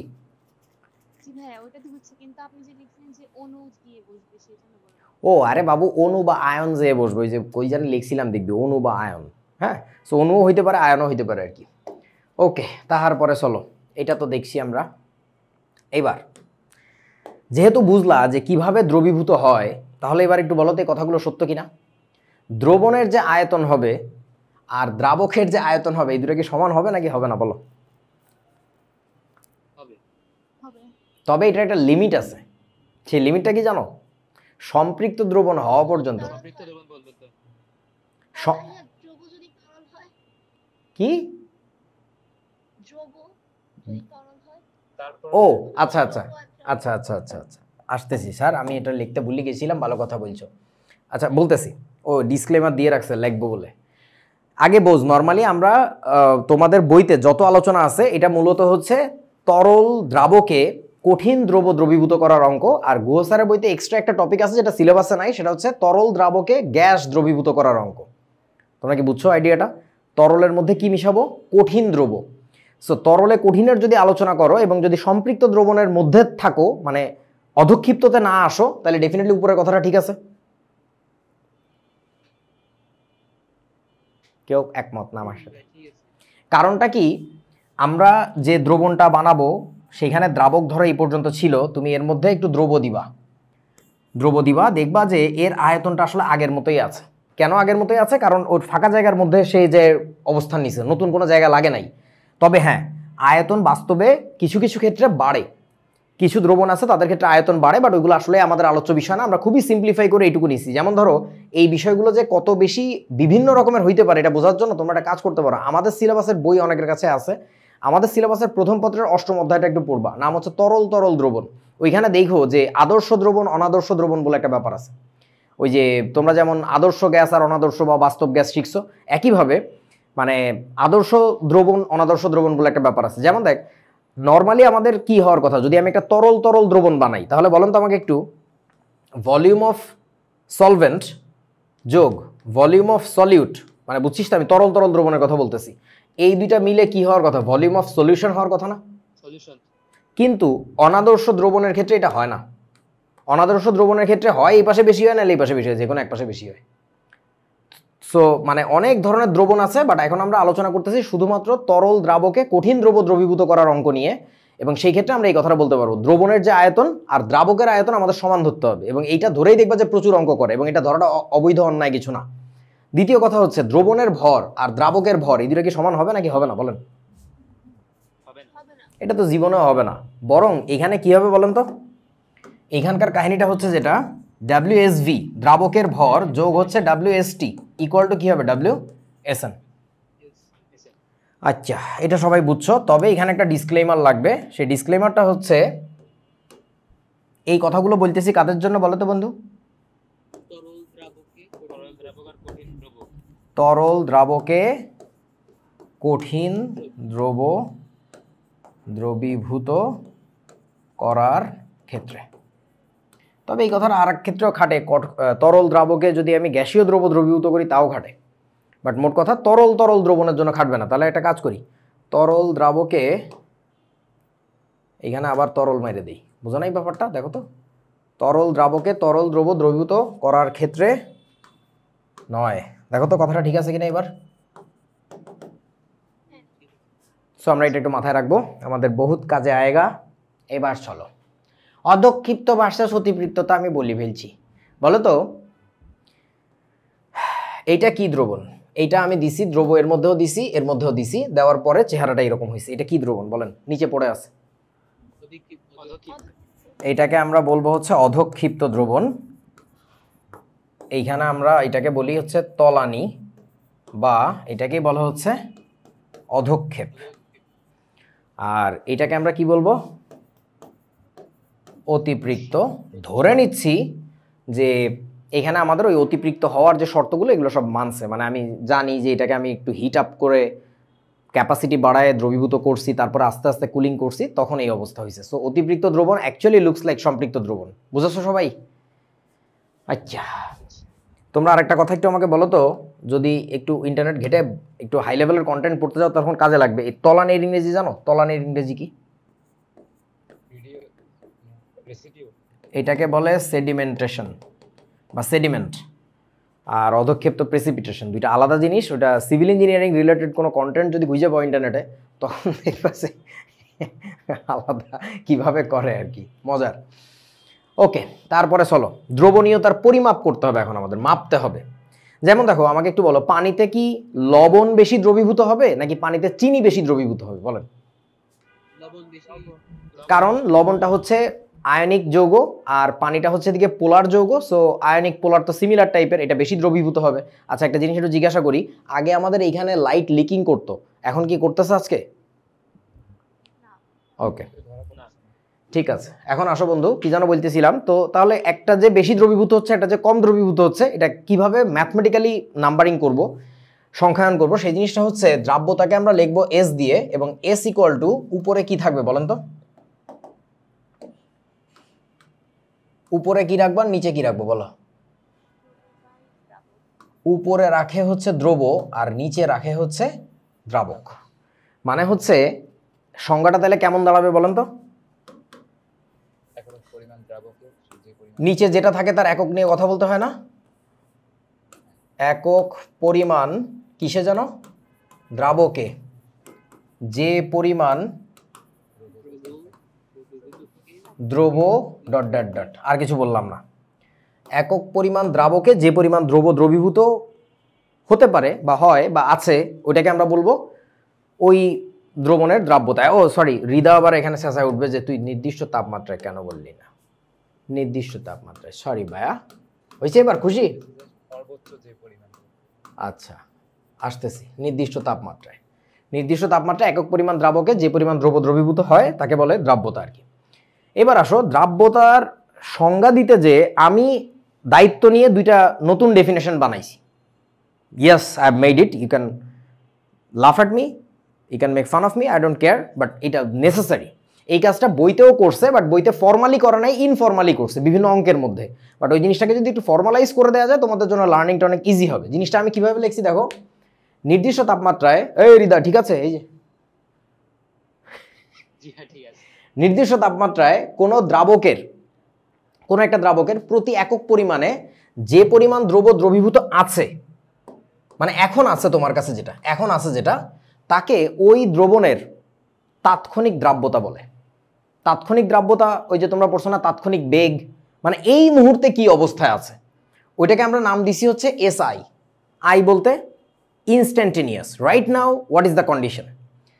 পরের সংখ্যাটা শোনো, নির্দিষ্ট তাপমাত্রায় কোনো দ্রাবকের প্রতি একক পরিমাণে, মানে দ্রাবকের একক পরিমাণে সর্বোচ্চ, দেখো কি শব্দটা লাগাইছে, সর্বোচ্চ যে পরিমাণ দ্রব দ্রবীভূত হইতে পারে, যেটা ম্যাক্স, যেটা করা পসিবল, ওইটাকে আমরা বলবো ওই তাপমাত্রায়, সরি তাপ রয়ে গেছে, ওইটাকে আমরা কি বলবো বলেন তো? সর্বোচ্চ দ্রাব্যতা বলবো। ওই শেতাব চন্দ্র, এইটা হচ্ছে পাওয়ার বুক থেকে কপি করে নিয়ে আসছি, পাওয়ার বুকেও ভুল আছে কিন্তু। হ্যাঁ বলো, কি সমস্যা হয়ে গেছে বলো। না না না না না, এই ফালতু কথাগুলো তোমাদের বইতে লেখা, এই কথাগুলো তোমাদের স্যাররা শিখাইছে, এগুলো একেবারে পিওর বুলশিট। দ্রাব্যতা দুই রকম হইতে পারে, কথাটা খুব ভালো করে বল। আর তোমাকে যদি আমি ফিজিক্সে এটা পড়াইতাম, শোনো বেগ বের করা হয় শেষ মুহূর্তের জন্য, এটা একটা চরম লেভেলের ছাগল মার্কা মিথ্যা কথা। আমার যে কোনো মুহূর্তের বেগ প্রয়োজন হইতে পারে, আমি জানতে চাইতে পারি সকাল 10টার সময় তোর বেগ কত ছিল, জার্নির শেষে বেগ কত ছিল, জার্নির শুরুতে বেগ কত ছিল, তাহলে আমার সংজ্ঞা দরকার না? এই কথা কেন দরকার যে আমি সর্বোচ্চ অবস্থার জন্য বাইর করব? বোঝো নাই আমার কথা বন্ধু? কথাটা খুব মনোযোগ দিয়ে শোনো, যে কোনো লার্নিংয়ের সময় আগেকার শেখা সব ভুলভাল সব ছুঁড়ে ফেলে দাও, নতুন করে একটু শেখো। তুমি আগে বইতে কি দেখে আসছো সেইটা যদি আঁকড়ে ধরে বসে থাকো, নতুন কিছু শিখতে পারবা না, এবং এটা কি পরিমাণে দরকার একটু পরেই বুঝবো আর কি। সো আমরা যে কাজটা করব, একটা পানিতে তুমি একটু আগে মাপছিলা সর্বোচ্চ কত চামচ চিনি দ্রবীভূত করা যায়, 1.5 চামচ আজকের টেম্পারেচারে। ইমনের বাসায় গেলে সবসময় কি আমাকে 1.5 চামচ চিনি দিয়েই শরবত বানায় খাইতে দিবে? না বানাইলে তখন বলো, বোঝো নাই আমার কথা ইমন? যদি তুমি সম্পৃক্ত দ্রবণ বানাও, 1 গ্লাস পানিতে 1.5 চামচ যে চিনি দ্রবীভূত হয়, করা যায় সর্বোচ্চ, সেটাই যদি করে নিয়ে আসো, আমি বলবো তুমি আমাকে সম্পৃক্ত দ্রবণ খাইতে দিছো।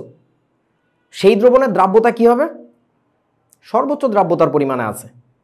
হোয়াট ইফ তুমি আমাকে সর্বোচ্চ সম্পৃক্ত অবস্থার দ্রবণটা দাও নাই, 1 চামচ দিয়েছি ভাই, তাইলে ওইখানে কোনো দ্রাব্যতা পাবো না আমি? ওইখানেও একটা দ্রাব্যতা পাবো। সেই দ্রাব্যতাটাকে আমি কি বলতেছি বলেন তো? তাৎক্ষণিক দ্রাব্যতা, যে এখন এই দ্রবণের মধ্যে কি পরিমাণে দ্রবীভূত আছে, কিছুই বোঝো নাই? বুঝতে পারছি ভাই। এই সবাই বুঝছিস তো? হ্যাঁ ভাই বুঝতে পারছি।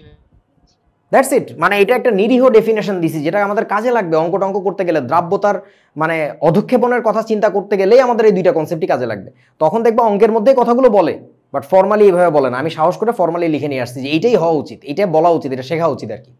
ওকে, তাহলে দেখেন তো দ্রাব্যতা মানে বেসিক্যালি কি ছিল? দ্রব্য ডিভাইডেড বাই কি ছিল বলেন তো? দ্রাবক।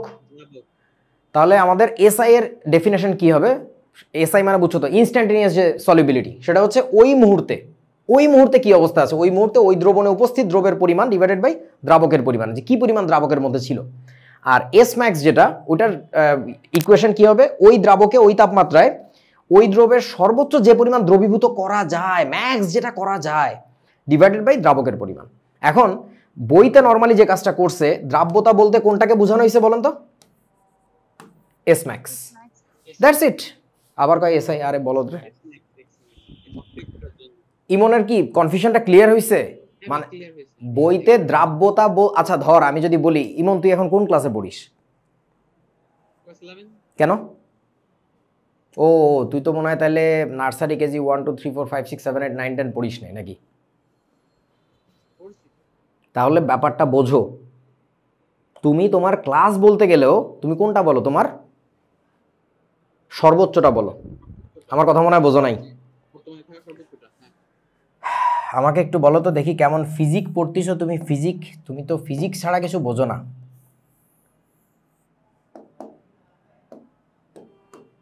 বলো। হ্যাঁ রে বাবা, সর্বনাশ, সব শিখে ফেলতেছে। এটা ধরো 5 সেন্টিমিটার। আমাকে বলো এই তরঙ্গের বিস্তার কত? 5 সেন্টিমিটার। এই গাধা, এর প্রত্যেকটা দৈর্ঘ্যই এক একটা বিস্তার। কিছু বোঝো নাই? আমি কি ভুল বললাম নাকি? আমি তো ফিজিক্স পারি না। কিন্তু তুমি যে বিস্তারটা বলছো এটা হচ্ছে সর্বোচ্চ বিস্তার। সো ব্যাপারটা হচ্ছে এরকম, দ্রাব্যতা একটা দ্রবণের যে কোনো সময়ে বিভিন্ন সময়ের উপর ডিপেন্ড করে যে এই মুহূর্তের বিস্তার কত। তো একইভাবে তুমি কোনো একটা স্পেসিফিক দ্রবণ বানাইছো, সেই দ্রবণের দ্রাব্যতা কত, মানে তার তাৎক্ষণিক দ্রাব্যতা জানতে চাইছি। আর যদি বলি এই পদার্থটার দ্রাব্যতা কত পানিতে, তার মানে ওটার ম্যাক্সিমাম দ্রাব্যতাটা বলবো, যে ম্যাক্স কত করা যায় এই টেম্পারেচারে ডিজলভ। বুঝতে পারছিস কি? বল। দ্রবের হয়। কিন্তু আমরা প্রায় অঙ্ক করতে গেলে এবং নর্মালি কথায় কথায় বলে ফেলি যে এই দ্রবণের দ্রাব্যতা হচ্ছে এত, বাট অ্যাকচুয়ালি কিন্তু দ্রবের দ্রাব্যতা। জাস্ট লাইক একইভাবে আমরা ওই যে ফেজ 2-তে যখন পড়ছিলাম পরিমাণগত রসায়ন, ওইখানে আমরা কি বলছিলাম? আমরা যে বলি না এই দ্রবণের ঘনমাত্রা এত, ঘনমাত্রা কিন্তু দ্রবণের হয় না, ওই দ্রবণে দ্রবের ঘনমাত্রা হয়, যে দ্রবটা আসলে কত গাঢ়। আচ্ছা, আমাকে একটু মনে করায় দিস, নিকোলাস বোরবাকি গ্রুপে আমি আমার এই টাইপের কিছু আলোচনা করার কথা ছিল, আমি এগুলো আর করি নাই। দেখি তোদেরকে ওই গ্রুপে ঢুকে আমি আলোচনাগুলো করবো আর কি। এখানে অনেক মজার মজার কিছু ব্যাপার আছে আর কি। ওকে, এখন ঘটনা হচ্ছে তাহলে নর্মালি দ্রাব্যতা বলতে আমরা কোন দ্রাব্যতাকে বুঝি? ম্যাক্স যেটা দ্রবীভূত করা যায়। আর এই জন্য বইতে যে কথাটা বলে সেটা হচ্ছে সম্পৃক্ত দ্রবণ নিয়ে কথাবার্তা বলে। বাট সম্পৃক্ত না হইলেও দ্রাব্যতা হবে, বাট সেটা হবে হচ্ছে তাৎক্ষণিক দ্রাব্যতা। আর সম্পৃক্ত দ্রবণে যে দ্রাব্যতাটা আমরা পাই ওইটাকে আমরা নর্মাল দ্রাব্যতা বলে ডাকি। বুঝছো এবার? ক্লিয়ার হয়েছে? ওকে, তাহলে এবার চলো বন্ধু, আমাদের দ্রাব্যতার জেনারেল ইকুয়েশন হচ্ছে এইটা, এস ইকুয়াল টু দ্রবের পরিমাণ বাই হচ্ছে দ্রাবকের পরিমাণ।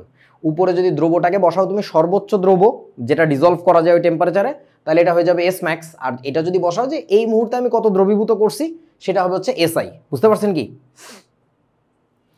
আচ্ছা, তাহলে এবার বলো, কখনো যদি এমন হয় হৃদার বাসায় আমরা বেড়াইতে গেছি, আমি একটা মেয়েকে নিয়ে গেছি, তার সাথে ওর বিয়ে দিব আমি, আঙ্কেল আন্টির সাথে কথা বলতেছি যে এই যে ও তো পড়ে না, ওই মেয়েটা ভালো আছে, দিয়ে দেন, পার করে দেন।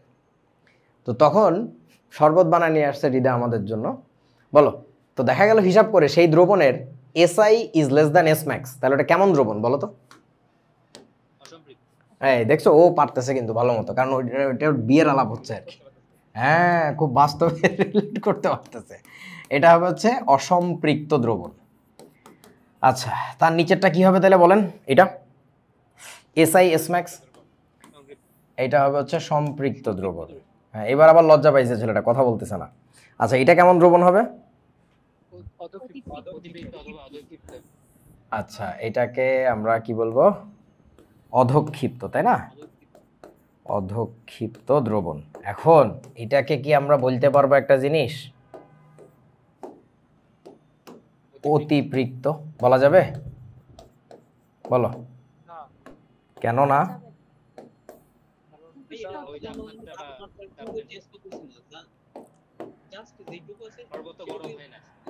আচ্ছা এইটা এই কন্ডিশন হইলে অতিপৃক্ত দ্রবণেও কিন্তু এই কন্ডিশনই থাকে।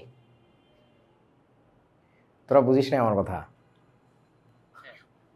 অতিপৃক্ত দ্রবণে আসলে এই কন্ডিশনই থাকে। আমি আবারও একটু অতিপৃক্ত দ্রবণটা বুঝাই আসি আপনাদেরকে, আমার মনে হয় আপনারা বুঝেন নাই। এই দ্রবণে ধর নর্মালি থাকতে পারে হচ্ছে, একটু দাঁড়া আমি বলে নেই, এইখানে থাকতে পারে ধরে নিলাম 50 গ্রাম ম্যাক্স, এখন আছে হচ্ছে এর মধ্যে 60 গ্রাম। সেই অবস্থাতেই তো দ্রবণটা সম্পৃক্ত মতো দেখা যাবে, দ্যাটস হোয়াট ই কল অতিপৃক্ত। আপনারা কি বুঝছেন আমার কথা? এবং টেম্পারেচার কিন্তু নর্মাল টেম্পারেচারের মতোই, নর্মাল টেম্পারেচারে 50 গ্রাম তার নর্মাল ক্যাপাসিটি ডিজলভ করার, বাট এখন তার মধ্যে আছে 60 গ্রাম, ওই নর্মাল টেম্পারেচারেই আছে, দ্যাটস হোয়াট ই কল হচ্ছে অতিপৃক্ত দ্রবণ। তবে অতিপৃক্ত শব্দটাকে তোমাদের সমস্ত আলোচনা থেকে একেবারে ছুঁড়ে ফেলা উচিত, কারণ এখানে একটা ওই যে বললাম না টাইম ডিপেন্ডেন্ট ব্যাপার আছে, প্রসেস ডিপেন্ডেন্ট ব্যাপার আছে, যে আমি কেমনে এই দ্রবণটাকে বানাইছি, ফাস্ট কুলিং নাকি স্লো কুলিং করে। দ্যাটস ওয়াই এই কথাগুলো বলাই উচিত না, এই অতিপৃক্ত শব্দটাকে টোটালি অ্যাভয়েড করা উচিত। বাট বলতেছি আবারও, ম্যাথমেটিক্যালি কিন্তু এটা অধক্ষিপ্ত অতিপৃক্ত দুইটাই বলা যায়, বাট এই কনসেপ্টটা যেহেতু বইতে আলোচনা করা নাই যে অতিপৃক্ত জিনিসটা কি, আসলে ইন্টারমিডিয়েট লেভেলে কোনোভাবে এটা পড়ে না, সো এটার কথা বলাই উচিত না। তোমরা কি বুঝছো?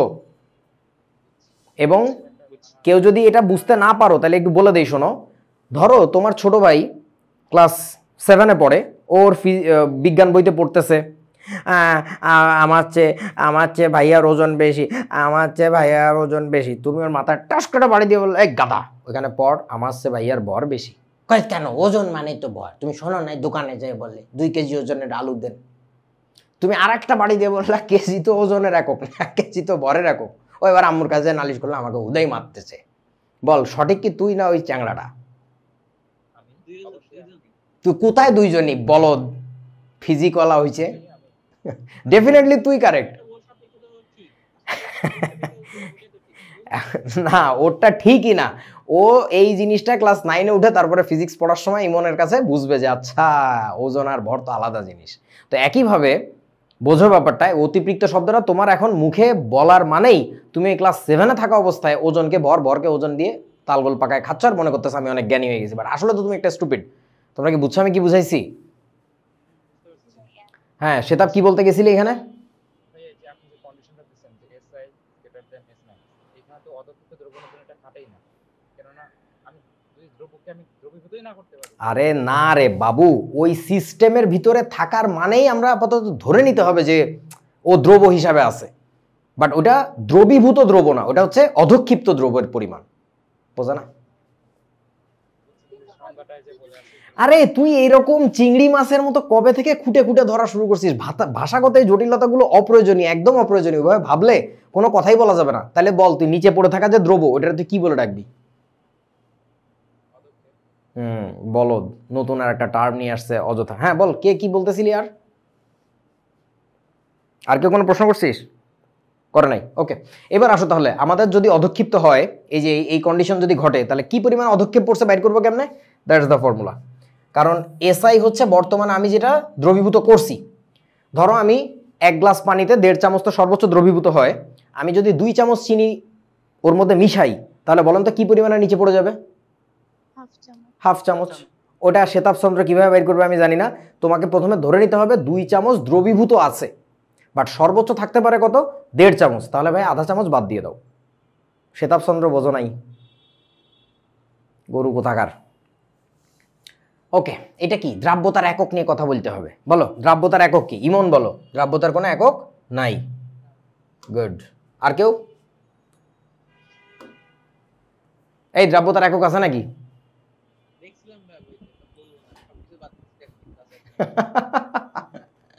শোনো, দ্রাব্যতার এককের ক্ষেত্রে আমরা উপরে বসাই হচ্ছে দ্রবের পরিমাণ, নিচে বসাই দ্রাবকের পরিমাণ। তাহলে এখন আমাকে একটু বলো, উপরে যদি গ্রাম বসানো হয় আর নিচে যদি গ্রাম বসানো হয়, তাহলে এটার একক কি বলেন?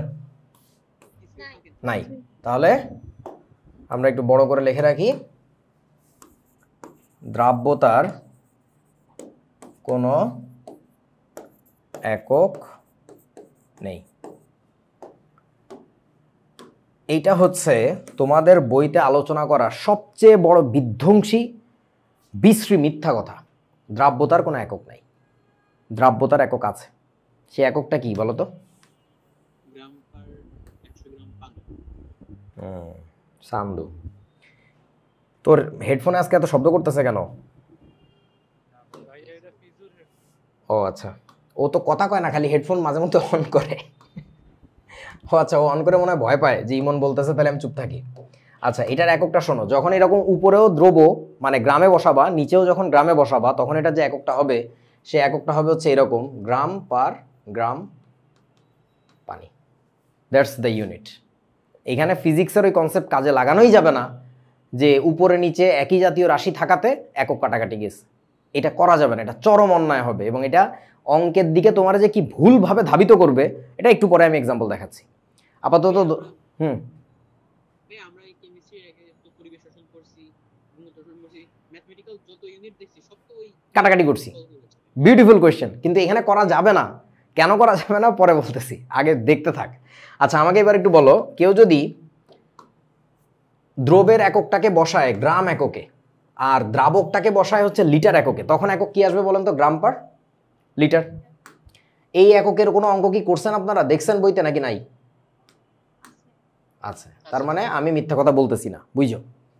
তারপর আমাকে একটু বলো, দ্রব্যের একক যদি কেউ বসায় মোল এককে, যে কত মোল দ্রব্য যোগ করছিলাম, আর দ্রাবকটাকে যদি কেউ বসায় লিটার এককে, তাহলে একক কি হবে? মোল পার লিটার। এই এককও নিশ্চয়ই আপনারা দেখে ফেলছেন, তার মানে মিথ্যা কথা বলতেছি না, বরং বইতেই মিথ্যা কথা বলা যে দ্রাব্যতার কোনো একক নাই।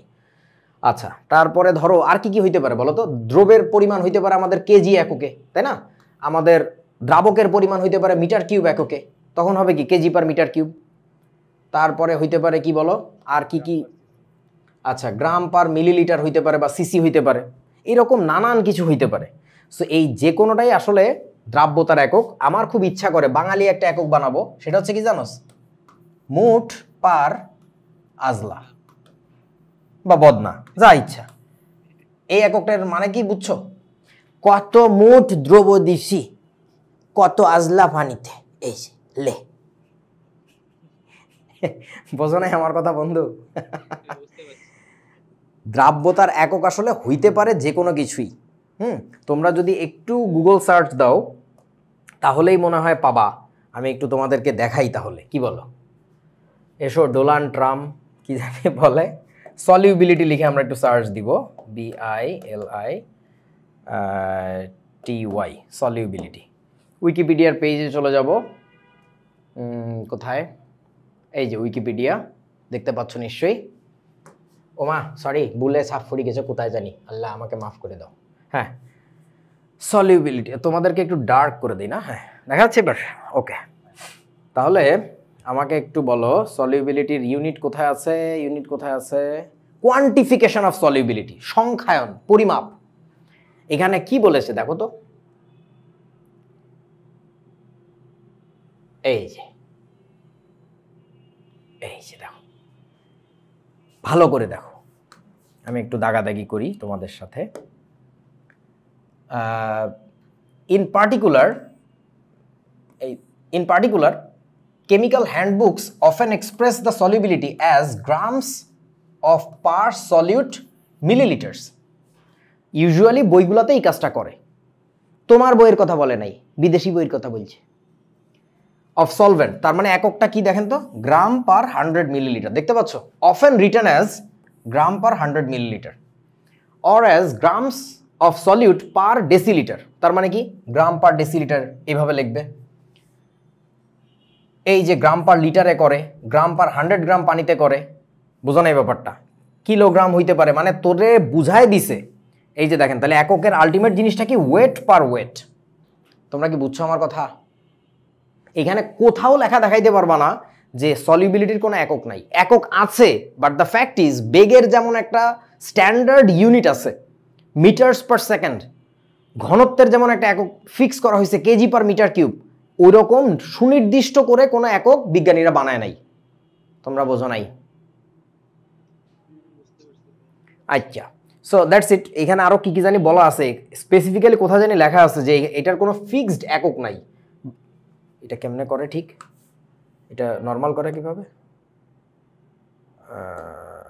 আচ্ছা হয়েছে আর কি, যাই হোক বুঝছস তো। এখানে আর একটু পড়ে দেখবি, অনেক মজার মজার কিছু কথাবার্তা লেখা আছে। সো এটা একটু বুঝতে হবে, দ্রাব্যতার একক যে কোনো কিছু হইতে পারে। এখন শোনো, আমাকে একটু বলো, কোন একটা দ্রবণের দ্রাব্যতা পাওয়া গেছে, ইমন দৌড়ে এসে বলল যে হৃদার বিয়েতে আমাদের এই শরবতটা খাওয়াইছে। কি শরবত? ও মাইপে দেখছে যে সেইখানে এস ইকুয়াল টু দ্রাব্যতার মান, সেটা হচ্ছে ও বলতেছে ভাই 0.3 ছিল। আমাকে একটু বুঝান এই কথার মানে কি? এস ইকুয়ালস 0.3, যেহেতু কোনো একক লেখা নাই, তোমাদের বইতে প্রচুর অঙ্ক আছে দেখবা দ্রাব্যতা লেখছে, একক লেখা নাই। এটা দুনিয়ার কোনো বইতে, ইন্টারন্যাশনাল কোনো বইতে তুই যদি আইনে আমার দেখাইতে পারো যে ভাই এই অঙ্কটা, ইভেন ইন্ডিয়ান বইতে পর্যন্ত দ্রাব্যতার মান দিছে, একক দেয় নাই। এই কাজটা করে না, বাট এটা বাংলাদেশেই শুধু করে, এই অদ্ভুত বইগুলোতে, অদ্ভুত সিলেবাসের বইতে, যে দ্রাব্যতা লেখে কিন্তু একক লেখে না। সো যদি একক না লেখে তার মানেটা কি বলো তো, আমাকে একটু বুঝাও। ইমন বলো। গ্রাম পার, আবার কয় গ্রাম পার লিটার, গাধা কোথাকার। তোদের বইতে কি করছে, দ্রব্য এবং দ্রাবক দুইটাকেই গ্রাম এককে বলে কাটাকাটি করে দিছে, একক লেখে নাই। বুঝো নাই আমার কথা? বাবুরে, উপরে যদি গ্রাম আর নিচে যদি লিটার থাকতো তখন তো আর একক কাটা যাইতো না, তো তখন তো একক অবশ্যই উল্লেখ করে দিতে হইতো। কিন্তু একক যেসব জায়গায় উল্লেখ করে না, সেসব জায়গায় বইতে কি করছে কেউ পড়ো নাই, সেসব জায়গায় কি করে গ্রাম পার গ্রাম পানি। বুঝতে পারছিস কি? অনেকে মনে হয় নিচের পানির ব্যাপারটা বুঝতেছে না, এটা বুঝছস? উপরেরটা কি দ্রব্য আর নিচেরটা দ্রাবক, ঠিক আছে? এখন দেখো একটা মজার জিনিস, এস ইকুয়াল টু 0.3 যে লেখা, এটার মানে তুমি যে বললে গ্রাম পার গ্রাম পানি, what if that was millilitre per millilitre? what if এটা ছিল মোল পার মোল? what not, you say the possibility। মোট কথা উপরে নিচে একক একই থাকলে যে দৌড় দিয়ে তুমি ঘেচাং ঘেচাং একক কাটা শিখছো, এই একক কাটার টেকনোলজি কেমিস্ট্রিতেও সব জায়গায় প্রযোজ্য, ফিজিক্সে সব জায়গায় হয়তো প্রযোজ্য, দ্রাব্যতার এই ক্ষেত্রে কাজে লাগালে that will become so devastating. কেমনে একটু বোঝো, তোমাদেরকে একটা কথা আগেও বলছিলাম আমি, যে কোনো রাশির একক আমাদের কি কাজে লাগে বলেন তো? মানে এককের প্রয়োজনীয়তাটা কেন? What is that thing do, করেটা কি বলেন? মানে রাশিটার অর্থটা আমাকে বুঝায়, তাই তো? ওই মানের যথার্থতা বুঝায়। একটা লোকের বেগ যদি আমি বলি ফাস্ট, মানে কি 5 কিলোমিটার পার আওয়ার, মানে তো হেঁটে যাচ্ছে। 5 মিটার পার সেকেন্ড মানে তো কুত্তার মতো দৌড়াইতেছে। তোরা বুঝছ না আমার কথা? So I need the unit, otherwise I don't understand that value, যে ওই কথাটার মানেটা কি আসলে। এখন দেখতো ভাই, যদি আমি এককবিহীন করে দেই, এককবিহীন করে দিলে আমি বলি যেটা, ওই মানটার কোনো অর্থই থাকে না, ওই মান আমার কোনো কাজে লাগার মতো হয় না, ইউজফুল থাকে না, that becomes something rubbish, useless. কেমনে দেখবেন? দেখেন, তুমি ভাবতেই পারো যে 0.3 গ্রাম পার গ্রাম পানি যে দ্রবণ, সেইটাই হচ্ছে 0.3 মিলিলিটার পার মিলিলিটার পানি দ্রবণ। এই দুইটা জিনিস কি একই বলেন তো আমাকে একটু? এইটা যদি কারো বুঝতে কষ্ট হয়, হইতেই পারে, আমার একটু বলো এইটা কি ঠিক কিনা, এই দুইটা কি একই? জিন্দেগিতে কোনোদিন সম্ভব না। এইটুকু না বুঝলে তোমার কেমিস্ট্রি এই যা পড়ারই কথা না। দেখো একটা জিনিস আমি একেবারে বাস্তবে হিসাব করে দেখাই। ধরে নাও এটা আমি সোডিয়াম ক্লোরাইডের লবণ দিয়ে কথা বলতেছি, অর্থাৎ হৃদার বিয়েতে ও লবণগুলায় খাওয়াই দিছে শ্বশুরবাড়ির লোকজনদের, কারণ বেটির পছন্দ হয় না এবার। দেখো এখন তাইলে সেই ক্ষেত্রে আমাকে একটু বলতো, এস ইকুয়াল টু, ধরে নিচ্ছি প্রথমত 0.3 যেটা লেখা ওটা হচ্ছে গ্রাম পার গ্রাম পানি ছিল। আমার কাছে তো একক দেয়া নাই, আমি এক একবার ধরে ধরে দেখতেছি কি আসে। তাহলে বলেন 0.3 গ্রাম সোডিয়াম ক্লোরাইড ছিল কোথায় বলেন তো? প্রতি গ্রাম পানির মধ্যে ছিল এটা। এখন এইটাকে একটু তুই কনভার্ট করে দেখ, মোলে নিয়ে যা, মোল পার মোলে নিয়ে যা, বল আমাকে 0.3 গ্রাম সোডিয়াম ক্লোরাইড মানে কত, একটু হিসাব করে দেখেন তো। 0.3 ডিভাইডেড বাই কত? এটা 58.5 আণবিক ভর, তাই না? W/M করবো আমরা, বুঝা না? আচ্ছা, তাহলে এত কি আসবে বলেন তো? এত mole sodium chloride divided by, নিচে আছে 1 গ্রাম পানি। 1 গ্রাম পানি মানে কত মোল পানি? 1/18 না? এত মোল পানি করে দেখেন তো, এই মানটা কি কোনোভাবে ওইটার সমান আসে? নাও ইউ টেল মি, যদি এই বস্তু দুইটা সমান না আসে, তাহলে তুমি এককটা যে তুলে দিছিলা এটা কোন অধিকারে তুলে দিছিলা? যেহেতু একক তুলে দিছো, একটা মানুষ ধরবেটা কি এটাকে? যদি কোনো একক না থাকে ও ধরবেটা কি? এটা কি গ্রাম পার গ্রাম পানি দ্রবণ, নাকি মোল পার মোল দ্রবণ, মিলিলিটার পার মিলিলিটার দ্রবণ? এটা আসলে কি দ্রবণ? And they have got complete right to take it as any of this or even beyond. বোঝা না আমার কথা? একক না থাকলে শুধু এতটুকু নিশ্চিত হওয়া যায় যে উপর আর নিচের রাশির একক একই ছিল, so they got cancelled out, done. যেহেতু ক্যান্সেল আউট হয়ে গেছে তার মানে আমি তো এটা এখন যে কোনো কিছু ধরে নিতে পারি। এই যে ধোঁয়াশাটা তৈরি হয়, এই ধোঁয়াশার সমাধান একটাই, রাইট দ্য ইউনিট, একক লেখো। একক না লিখে এটা যায়ও না। দুনিয়ার আবারও বলতেছি, কোনো ইন্টারন্যাশনাল বইতে যদি তুমি আমার দেখাইতে পারো আইনা ভাই, যত হাই লেভেলের বই হোক, যে একক ছাড়া লেখে, আমাকে বুঝা কেপি কেসির যে আমরা একক লিখি না, কেন লিখি না? Because it doesn't give us any kind of understanding, nothing, we just get nothing out of it, rather it creates confusion. That's why আমরা ইউনিটটাকে বাদ দিয়ে কথা বলি মানটাকে নিয়ে, যে মানটা আমাকে অনেক কিছু বুঝায়, বিক্রিয়া কি পরিমাণে সম্মুখবর্তী বা পশ্চাৎবর্তী। বাট যেখানে আমি একক ছাড়া কিছু বুঝতেছিই না, কনফিউশন ক্রিয়েট হচ্ছে, সেখানে আমি কেন এককটা লিখবো না? তোরা কি বুঝছিস আমার কথা?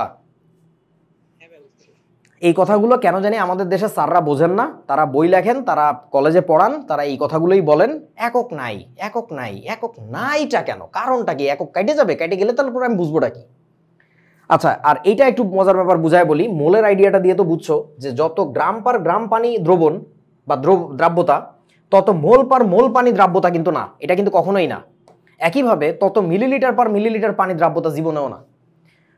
সো এই দ্রাব্যতার একক এই যে কোনোটাই হইতে পারে, এর বাইরেও আরও অনেক কিছু হইতে পারে। এককগুলো লিখে রাখবা এবং এই প্র্যাকটিসটা চালু রাখো। পরীক্ষায় যদি প্রশ্নে একক নাও থাকে, তুমি এককটা ঠিক মতো লিখবা, যে ভাই এটা অঙ্ক করে এই দ্রাব্যতার একক এটা আসছে। এটা না লিখলে বড়সড় বিপদে পড়বো আর কি। আচ্ছা, এবার আসো, দ্রাব্যতার একক যখন এককবিহীন থাকবে তখন কি বুঝবো আমরা? অর্থাৎ এখন আমি তোমাদেরকে শিখাচ্ছি, তোমরা যখন প্রথম হয়েছিলা বুঝলে, তখন তোমাদের নানুরা আম্মুদেরকে এসে পড়াইছিল, এই শোন, ওই চ্যাংড়াটা যদি তোর কাছে এসে মাম মাম বলে কান্দে, ও কিন্তু তোকে খেতে চাচ্ছে না, ও কি খেতে চাচ্ছে? পানি। এটা আমাদের নানুরা আমাদের আম্মুদেরকে বসায় পড়াইছে, ঠিক আছে? এখন ঘটনা হচ্ছে, তো মাম শব্দের অর্থ তো পানি না, কিন্তু একটা অবুঝ বাচ্চা এটা দিয়েই পানি বুঝায়। তো একইভাবে আমাদের স্যাররা হচ্ছে ওই বাচ্চা, ওই বাচ্চারা যখন প্রশ্ন করে, যখন বই লেখে, তখন তারা যখন একক লেখে না, এই যে একক লেখে নাই দেখছো, এস ইকুয়াল টু লিখে দিছে 0.4, এইরকম যখন থাকবে তখন তুমি যে কি বুঝে নিবা সেটা তোমাকে আমি এখন শিখাই দিতেছি। তাহলে এখন দেখো, কখনো যদি এস ইকুয়াল টু 0.4 থাকে, তার মানে তুমি বুঝে নিবা এস ইকুয়াল টু অ্যাকচুয়ালি 0.4 কি বলেন তো আমাকে একটু? গ্রাম পার গ্রাম পানি। ভাবতেই পারো, এটা তো মিলিলিটার পার মিলিলিটার পানিও হইতে পারতো, মোল পার মোল পানিও হইতে পারতো, কিন্তু আমাদের বইয়ের যে কালচারটা ফলো করছে, আমি সেই কনভেনশনটাকে তোমার সামনে বলে দিচ্ছি, যে ওইটা লেখার মানেই এটা বুঝে নিবা। এই করেই আমাদের বইয়ের অঙ্ক করছে, এই করেই ফলাফলের ভবিষ্যৎ অন্ধকার বানাই দিছে আর কি, ইন শর্ট। যাই হোক, সো তোমরা কি বুঝছো আমি কি বলছি? আমাদের কলেজে এরকম করলে আমি তো সরাসরি মানে উল্টাপাল্টা একটা ধরে নিয়ে এখন ধরে নিয়ে করতাম, মিলিলিটার বা মিলিলিটার বা মোল পার মোল ধরে নিয়ে করে দিয়ে সোজা যা ফাদারের কাছে কি হয়েছে। আচ্ছা দেখো, এখন ঘটনা হচ্ছে তাহলে 0.4 গ্রাম পার গ্রাম ওয়াটার, তার মানে কি বলেন তো? সরি, তার মানে হচ্ছে 0.4 গ্রাম কি আছে? দ্রব্য। কোথায়? প্রতি গ্রাম পানিতে। তোমরা কি বুঝেছো বন্ধু? এখন একটু জেনে রাখো, আমাদের সিলেবাসের তোমাদের বইয়ের যে আলোচনা, সমস্ত আলোচনা হচ্ছে পানিতে স্বল্প দ্রবণীয় লবণের জন্য, পানিতে স্বল্প দ্রবণীয় কঠিন লবণের জন্য আর কি। সো যেহেতু স্বল্প দ্রবণীয় লবণ, তাহলে বলেন তো 1 গ্রাম মাত্র পানিতে যে পরিমাণে লবণ দ্রবীভূত হবে সেটার পরিমাণ কি 1-এর চেয়ে অনেক বেশি নাকি কম? বোঝো নাই আমার প্রশ্নটা? তাহলে বলো, 1-এর চেয়ে যদি কম হয় তাহলে মানগুলো মোটামুটি এরকম আসবে না, 0.something। আর যদি স্বল্প দ্রবণীয় হয়, that might end up with multiple zeros after the decimal. হ্যাঁ, দশমিকের পরে কয়েকটা জিরো, তারপর একটা নাম্বার পাইতে পারি, অ্যান্ড দ্যাট লুকস সিভিয়ারলি আগলি। ধরো কোনো একটা দ্রাবকে কোনো একটা দ্রবের দ্রাব্যতা এস ইকুয়াল টু 0.0002, এর মানে কি? দেখতে তো খুব বিশ্রী লাগতেছে, বিকজ তুমি খুবই সামান্য একটা জিনিসের মধ্যে হিসাব করছিলে আর কি। এই সামান্য জিনিসটাতে হিসাব করার কারণে জিনিসটা দেখতে বাজে লাগতেছে। তখন স্যার একটা বুদ্ধি বের করছে, স্যার একটা কাজ করি চলেন, আমরা এখন থেকে 1 গ্রামের মধ্যে হিসাব করব না। কিসের মধ্যে হিসাব করবেন স্যার? আমরা এখন থেকে 100 গ্রাম দ্রাবকের মধ্যে হিসাব করব। তার মানে কি 100 গ্রাম পানি একটা ভালো অ্যামাউন্টের পানি, বুঝছ না আমার কথা? যখন 100 গ্রাম পানির মধ্যে হিসাব করব, তখন আমার দ্রবটা কি এখনো 0.4 গ্রাম বসে থাকবে, নাকি দ্রবের পরিমাণ আরো বেশি হয়ে যাবে? বেশি হয়ে 100 টাইমস হয়ে যাবে না? পানিও যদি 100 গুণ করো তাহলে দ্রবটাও তো তোমার 100 গুণ হয়ে গেছে। তাহলে তখন স্যাররা যে হিসাবটা করছে সেটা হচ্ছে দেখো এইটার উপরে 100 দিয়ে গুণ, আবার নিচেও কত 100 দিয়ে গুণ। তখন আমাদের এই মানটা কত আসবে একটু তাকায় দেখেন তো। উপরে আসবে হচ্ছে 40 গ্রাম দ্রব, আর নিচে কি আসবে বলুন তো 100 গ্রাম পানি। তোমরা কি বুঝছো আমি কি বুঝাইছি? তখন এই জিনিসটাকে স্যাররা তোমাদেরকে বলা শিখাইছে যেটা বইতে, এটাকে বলবো আমরা জাস্ট 40। বোঝো না আমার কথা? এই 40 যখন তুমি লিখতেছো তখন কিভাবে লিখতেছো? তুমি স্যারদের মতে, আমার মতে না, উপরে নিচে এটা কেটে দিছো, বাট অ্যাকচুয়ালি কাটাটা বৈধ না, অবৈধ। তখন তাহলে এককটা কিভাবে লিখতে হবে বলেন তো? এটা একক লেখার আসলে নিয়মটা হচ্ছে বলেন 40 গ্রাম পার 100 গ্রাম পানি। এইটা হচ্ছে আসলে ভদ্রলোকের মতো লেখা। That is the system. হয় এইটাকে লিখতে হবে, এই যে হয় এইটাকে লিখতে হবে অথবা লিখতে হবে এইটাকে। That's it.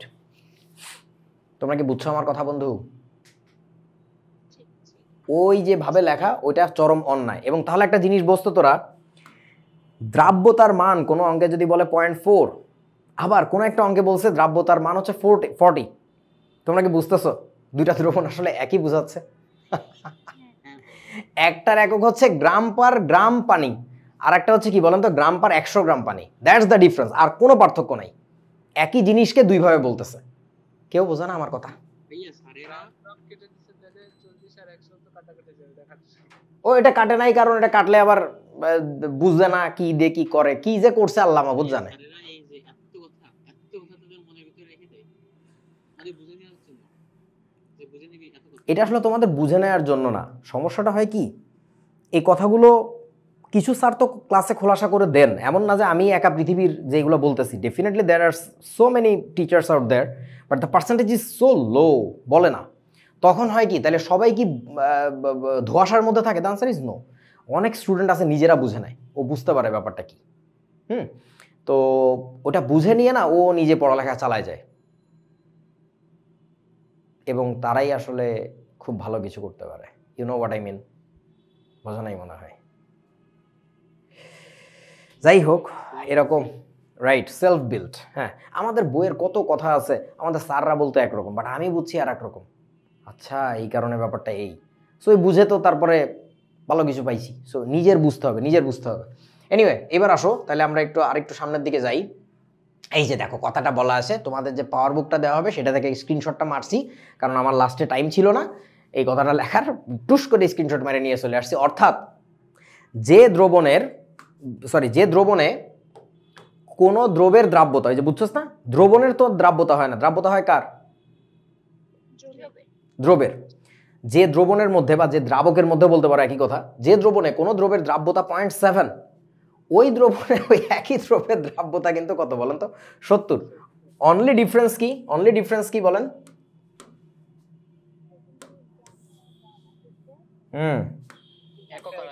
এটা হচ্ছে গ্রাম পার গ্রাম পানি এককে, আর এটা কি গ্রাম পার 100 গ্রাম পানি একক। দ্যাটস দ্য ডিফারেন্স, আর কোনো পার্থক্য নেই, একই কথাই মিন করে। তবে প্রথমটি গ্রাম পার গ্রাম এককে আর পরেরটা গ্রাম পার 100 গ্রাম। হ্যাঁ, এখানে পানি লেখার কথা একটু মনে করে দিস তো। গ্রাম পার 100 গ্রাম পানি এককে, আর এখানে হচ্ছে গ্রাম পার গ্রাম পানি লিখবো আর কি। এই শ্বেতাব চন্দ্র স্ক্রিনশট মারিস। তো এইটাই হচ্ছে আমাদের স্যাররা বুঝায়, এবং আমি এখানে লিখে দিছি কি হাস্যকর কি বিচিত্র এই দেশটা। ঠিক আছে, এইসব আবল তাবল কথাবার্তা শিখায় পোলাপ্যান্ডের হচ্ছে নাকি ফিউচার রেডি বানাইতেছে, ওরা তো পাস্ট রেডি বানাইতেছে। সিমস অ্যাজ ইফ ও গুহা মানব, কথাবার্তা এখনো পরিপক্ক হয় নাই, কথা কইতে হবে কেমন এটাই বুঝে না। ওকে, যাই হোক, এবার আসো। সো তাহলে তুমি বুঝবাটা কিভাবে যে কখন তোমাকে মানে ধরো এইখানেও একক লেখে নাই, এই যে 0.4 যখন লিখছে তখন একক লেখে নাই, 40 লিখছে তখন একক তো লেখে নাই, তাহলে বুঝবাটা কেমনে? যখন মানটা একের ছোট হয় তখন আমাদের স্যাররা যে কাজটা করে গ্রাম পার গ্রাম পানি একক ধরে নেয়, আর যখন মানটা একের চেয়ে বড় 10, 12, 50, 20 তখন হচ্ছে গ্রাম পার 100 গ্রাম পানি ধরে নেয়। তোমরা কি বুঝেছো? মানে বইয়ের অঙ্কগুলো সব এইভাবেই করা আর কি, বোঝা না? কারণ 1 গ্রাম পানির মধ্যে তো আর 10-12 গ্রাম দ্রবীভূত হবে না, তাই না? আচ্ছা, এবার আসো দ্রাব্যতার একটা বিশেষ একক মোল পার লিটার নিয়ে একটু কথা বলি। আগেই বলছি দ্রাব্যতার একক যে কোনো কিছু হইতে পারে, তার মধ্যে একটা বিশেষ একক হচ্ছে মোল পার লিটার, এবং এটা মারাত্মক গুরুত্বপূর্ণ একটা কথা। এটা একটু খুব মনোযোগ দিয়ে শুনবা। তোমাদের কি মনে আছে মোল পার লিটার আসলে কিসের একক? বলো তো, এটা আসলে কিসের একক? ঘনমাত্রা ঘনমাত্রা একক। ঘনমাত্রার একক বললে তো কিলানো দরকার, তার মানে তো মনে হচ্ছে তোমার পরিমাণগত রসায়ন পড়ানোই হয় নাই। ঘনমাত্রা তো আবার অনেক পদ্ধতিতে বাইর করা যায়, তার মধ্যে স্পেসিফিক্যালি কোন পদ্ধতি?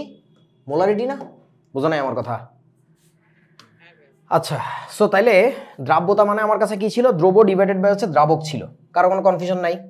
এবার আসো, কারোর একজনের ইচ্ছা করছে সে দ্রব্যটাকে মাপবে হচ্ছে মোল এককে, তাহলে এই যে উপরে বসালো এন অফ এসটি, এসটি মানে বুঝছো তো সলিউট, ঠিক আছে? আচ্ছা, হ্যাঁ তার আবার ইচ্ছা করছে সে দ্রাবকটাকে মাপবে হচ্ছে কোন এককে বলো তো? লিটার এককে। লিটার। তাহলে দেখেন তো নিচে কি লেখছে সে, নিচে কি লেখছে, ঠিক আছে না? ভলিউম অফ এসভি, এসভি মানে বুঝছো তো সলভেন্ট, দ্রাবক। দ্রাবকের আয়তনটা বসাইছে কোন এককে? লিটার। কারো কোনো আপত্তি আছে? করা যাবে তো এইভাবে নাকি যাবে না? যাবে ভাইয়া যাবে। এখন তোমাদের কি একটা কথা মনে আছে বন্ধু? মোল নাম্বারের জায়গায় থাকুক আমার মোল নাম্বার, সলিউটের mole number divided by VSV. এটা যে ভিএসএন এর সমান, এটা কি জানো তোমরা? দ্রাবকের আয়তন আর দ্রবণের আয়তন সমান হয়। বোঝা নাই? আবারও লিখে দিচ্ছি, দ্রাবকের আয়তন যেটাকে আমরা বলতেছিলাম ভিএসভি, এইটা আর হচ্ছে দ্রবণের আয়তন যেটাকে কি নাম দিচ্ছি? ভিএসএন, এই দুইটা হচ্ছে সমান হয়। আগেও বলা হয়েছে। এবং কাদের জন্য সমান হয়? আমরা যে টপিকটা নিয়ে আলোচনা করতেছি, তরল দ্রাবকে কঠিন দ্রব্য দ্রবীভূত করার ক্ষেত্রে, তাদের ক্ষেত্রে এই কথাটা সত্যি। তাহলে এখন একটু ভেবে দেখেন তো, এই বস্তুটাকে আবার কি বলা যায় বলেন তো? মোল নাম্বার অফ সলিউট অর্থাৎ দ্রবের মোল সংখ্যা ডিভাইডেড বাই দ্রবণের আয়তন, এবং সেটা হচ্ছে লিটার। তার মানে এটাকে কি সি বলা যায় না? মোলারিটি। সবাই কি বুঝেছো? তার মানে হচ্ছে আমি যদি তোমাকে একটা কথা বলি, ধরো কেমন লাগে তোমার দেখো তো, যদি বলি যে আমার কাছে কোনো একটা দ্রবণ আছে, সেই দ্রবণটা সম্পৃক্ত দ্রবণ, একটি সম্পৃক্ত দ্রবণের ঘনমাত্রা তোমাকে বলে দিলাম 0.6 m, তাহলে কি আমি বলতে পারবো অতএব, বলেন তো এখান থেকে আপনি কি বুঝতেছেন? ওইটা কি এস এর ভ্যালু না? এস ম্যাক্স এবং সেই এসটা কেমন এস? Max S. সর্বোচ্চ দ্রাব্যতা যেটা, যেটাকে তোমাদের বইতে সিম্পলি দ্রাব্যতা বলে ডাকে, সেটাই হচ্ছে এটা। তোরা কি বুঝিস নাই মনে হয় আমার কথা? সম্পৃক্ত দ্রবণের ঘনমাত্রা সম্পৃক্ত দ্রবণের যে ঘনমাত্রা, ওইটাকে আমরা বলতে পারি হচ্ছে দ্রাব্যতা। এখন ধরো ওই দ্রবণটা সম্পৃক্ত দ্রবণ না, কথার কথা আর কি। আমি তাহলে আর একটা কেস সিনারিও বানাই, এটাকে একটু উঠাই দেই, ছোট করে দিই, জায়গা কম। আর একটা দ্রবণ ধরো আমি বানাইলাম, কপি করে নিয়ে আসি, দাঁড়াও। এই গরুরে এটা দিয়ে হবে না। একটি দ্রবণের, কোন একটা দ্রবণের ঘনমাত্রা তোমাকে আমি বলে দিলাম, তোমাকে আমি বলছি ধরো 0.2 মোলার, কথার কথা 0.2 মোলার। তাহলে বলো তো, যেহেতু সম্পৃক্ত বলে নাই, আমি জানি না সম্পৃক্ত হইতেও পারে নাও হইতে পারে, তাহলে বলেন তো এইটাকে আমরা এখন কি বলবো? এস ম্যাক্স কি বলা উচিত হবে? এসআই বলবো এইটাকে আমরা বলবো হচ্ছে এসআই, যে এই মুহূর্তে ওই দ্রবণের প্রতি লিটারের মধ্যে আমার 0.6 মোল করে কি আছে বলো তো? দ্রব্য দ্রবীভূত আছে। তোমরা কি বুঝেছো বন্ধু? সো মোট কথা হচ্ছে মোল পার লিটারটাও দ্রাব্যতার একটা একক। ওইটা যে কোনো অবস্থায় হইতে পারে, সম্পৃক্ত অবস্থায়ও মোল পার লিটারে বের করতে পারি, অসম্পৃক্ত থাকলে মোল পার লিটারে বের করতে পারি। মানে মোট কথা দ্রবণের যে ঘনমাত্রা হবে ওইটা আসলে মোল পার লিটার এককে দ্রাব্যতার মানের সমান। বোঝা না? ভাইয়া হুম ভাইয়া হুম যদি অতিরিক্ত হয় তাহলে কি এরকম করবো? আব্বু, একক যে কোনোটা হইতে পারে, কোনো সমস্যা নেই, কিন্তু অতিবৃত্তর দিকে আমরা না যাই। অতিবৃত্তর আলোচনাটা করা একেবারে অন্যায় হয়ে যাবে তোদের সাথে। তোর ছোট ভাই যে ক্লাস 7-এ পড়ে, ওর সাথে তুই যদি অভিকর্ষ তোরে পৃথিবীতে কিভাবে টানে ধরে লাগায় রাখছে, এগুলোর কথা বলার কোনো মানে আছে? না দ্যাটস ইট। আমরা অতিবৃত্তর দিকে যাবই না। তবে দ্রাব্যতার একক যে কোনো কিছু যেমন হইতে পারে, মোল পার লিটারটাও তার একটা একক। এবং কোনো দ্রবণের ঘনমাত্রা যদি বলা থাকে যে আমি এখন একটা দ্রবণ বানাইছি, এটার ঘনমাত্রা 0.25 m, তুমি বুঝে নিবা যে ওইখানে এখন দ্রাব্যতা হচ্ছে 0.25 m। That's it. বুঝতে পারছো? ওকে, ধন্যবাদ। চলো এবার পরের আমরা কি পড়েই আসছি, দ্রাব্যতার অঙ্ক। মানে তারপর তো আমরা পড়েই আসছি। হ্যাঁ, তুমি তো পড়েই আসছো, আসো। এবার দেখো কি বলছে। কোনো দ্রবের দ্রাব্যতার যে মান সেটা যদি মোল পার লিটার এককে আমরা হিসাব করি, সেইটা ওই দ্রবণের কিসের সমান দেখেন তো? মোলারিটির মানের সমান। তুমি যদি দ্রাব্যতার মান বাইর করো ওইটারই দ্রবণের ঘনমাত্রা বলে চালাই দিতে পারো মোলারিটি এককে। আচ্ছা, তারপরে কি বলছে একটা কথা একটু জেনে নাও, যে দ্রাব্যতার একক তো ভাই যে কোনো কিছু হইতে পারে, রাইট? তুমি অঙ্কে জানতে চাইছে দ্রাব্যতা বের করে দাও, তুমি যে কোনো এককে বের করে দিতে পারো যদি না স্পেসিফাই করে। তবে এই যে মোল পার লিটার এককটা বলছি, that is very much important, because KSP KIP যখন আমরা বাইর করতে যাব তখন আমরা দ্রাব্যতার একটা মান বসাইতে হয়, সেই মানটা অবশ্যই কোন এককে হইতে হয় বলো তো? মোল পার লিটার। মোল পার লিটার এককে না নিলে এই অঙ্ক হবে না, কিছুই হয় নাই। সো কেন নিতে হয় পরে বলবো না, বাট আপাতত জাস্ট জেনে রাখো আর কি, ঠিক আছে? যে মোল পার লিটার এককটা দ্রাব্যতার খুবই ইম্পর্ট্যান্ট। ওকে, চলেন আমরা এবার কিছু প্রশ্ন সলভ করি। ম 21 বলো, কক্ষ তাপমাত্রায় 60 গ্রাম ভরের একটা সম্পৃক্ত দ্রবণে 15 গ্রাম সোডিয়াম ক্লোরাইড দ্রবীভূত থাকলে সোডিয়াম ক্লোরাইডের দ্রাব্যতা কত? ওরে বাবা, তাহলে বলো দ্রাব্যতা এস ইকুয়াল টু জানো কি? কি ডিভাইডেড বাই কি? দ্রব বাই হচ্ছে আমাদের দ্রাবক, ঠিক আছে?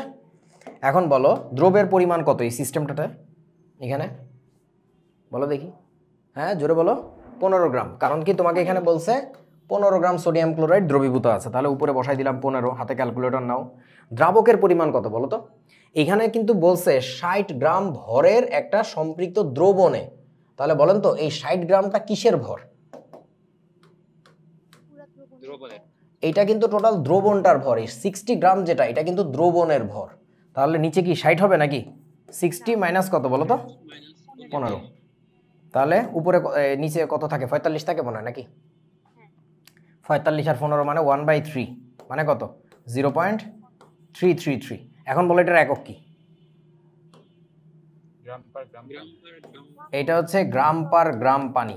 কথা বোঝো নাই আমার? এত গ্রাম পার গ্রাম পানি। তাহলে এখন ওরা একক লিখবে কি লিখবে না সেটা জাহান নামে যাক। তুমি আমার ছাত্র যদি হও, তুমি একক সহ কথাবার্তা বলবা। তোমার এই অঙ্ক ধরো রিটেন পরীক্ষা দিছো, তুমি একক শুদ্ধ লিখে আসবা, না লিখে আসলে আমার সামনে কিন্তু আসলে একদম কোপায় মারি ফেলবো। আচ্ছা, এটা হচ্ছে আনসার। এখন দেখো তো আনসারে কি এই বস্তু আছে?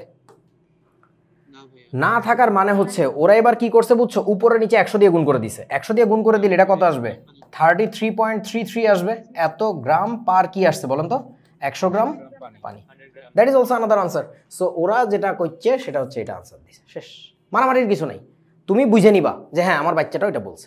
স্যার হচ্ছে বাচ্চা, স্যার বাচ্চা বুঝে না কি দিয়ে কি বলে, ওই যে তুমি বুঝে নিছো।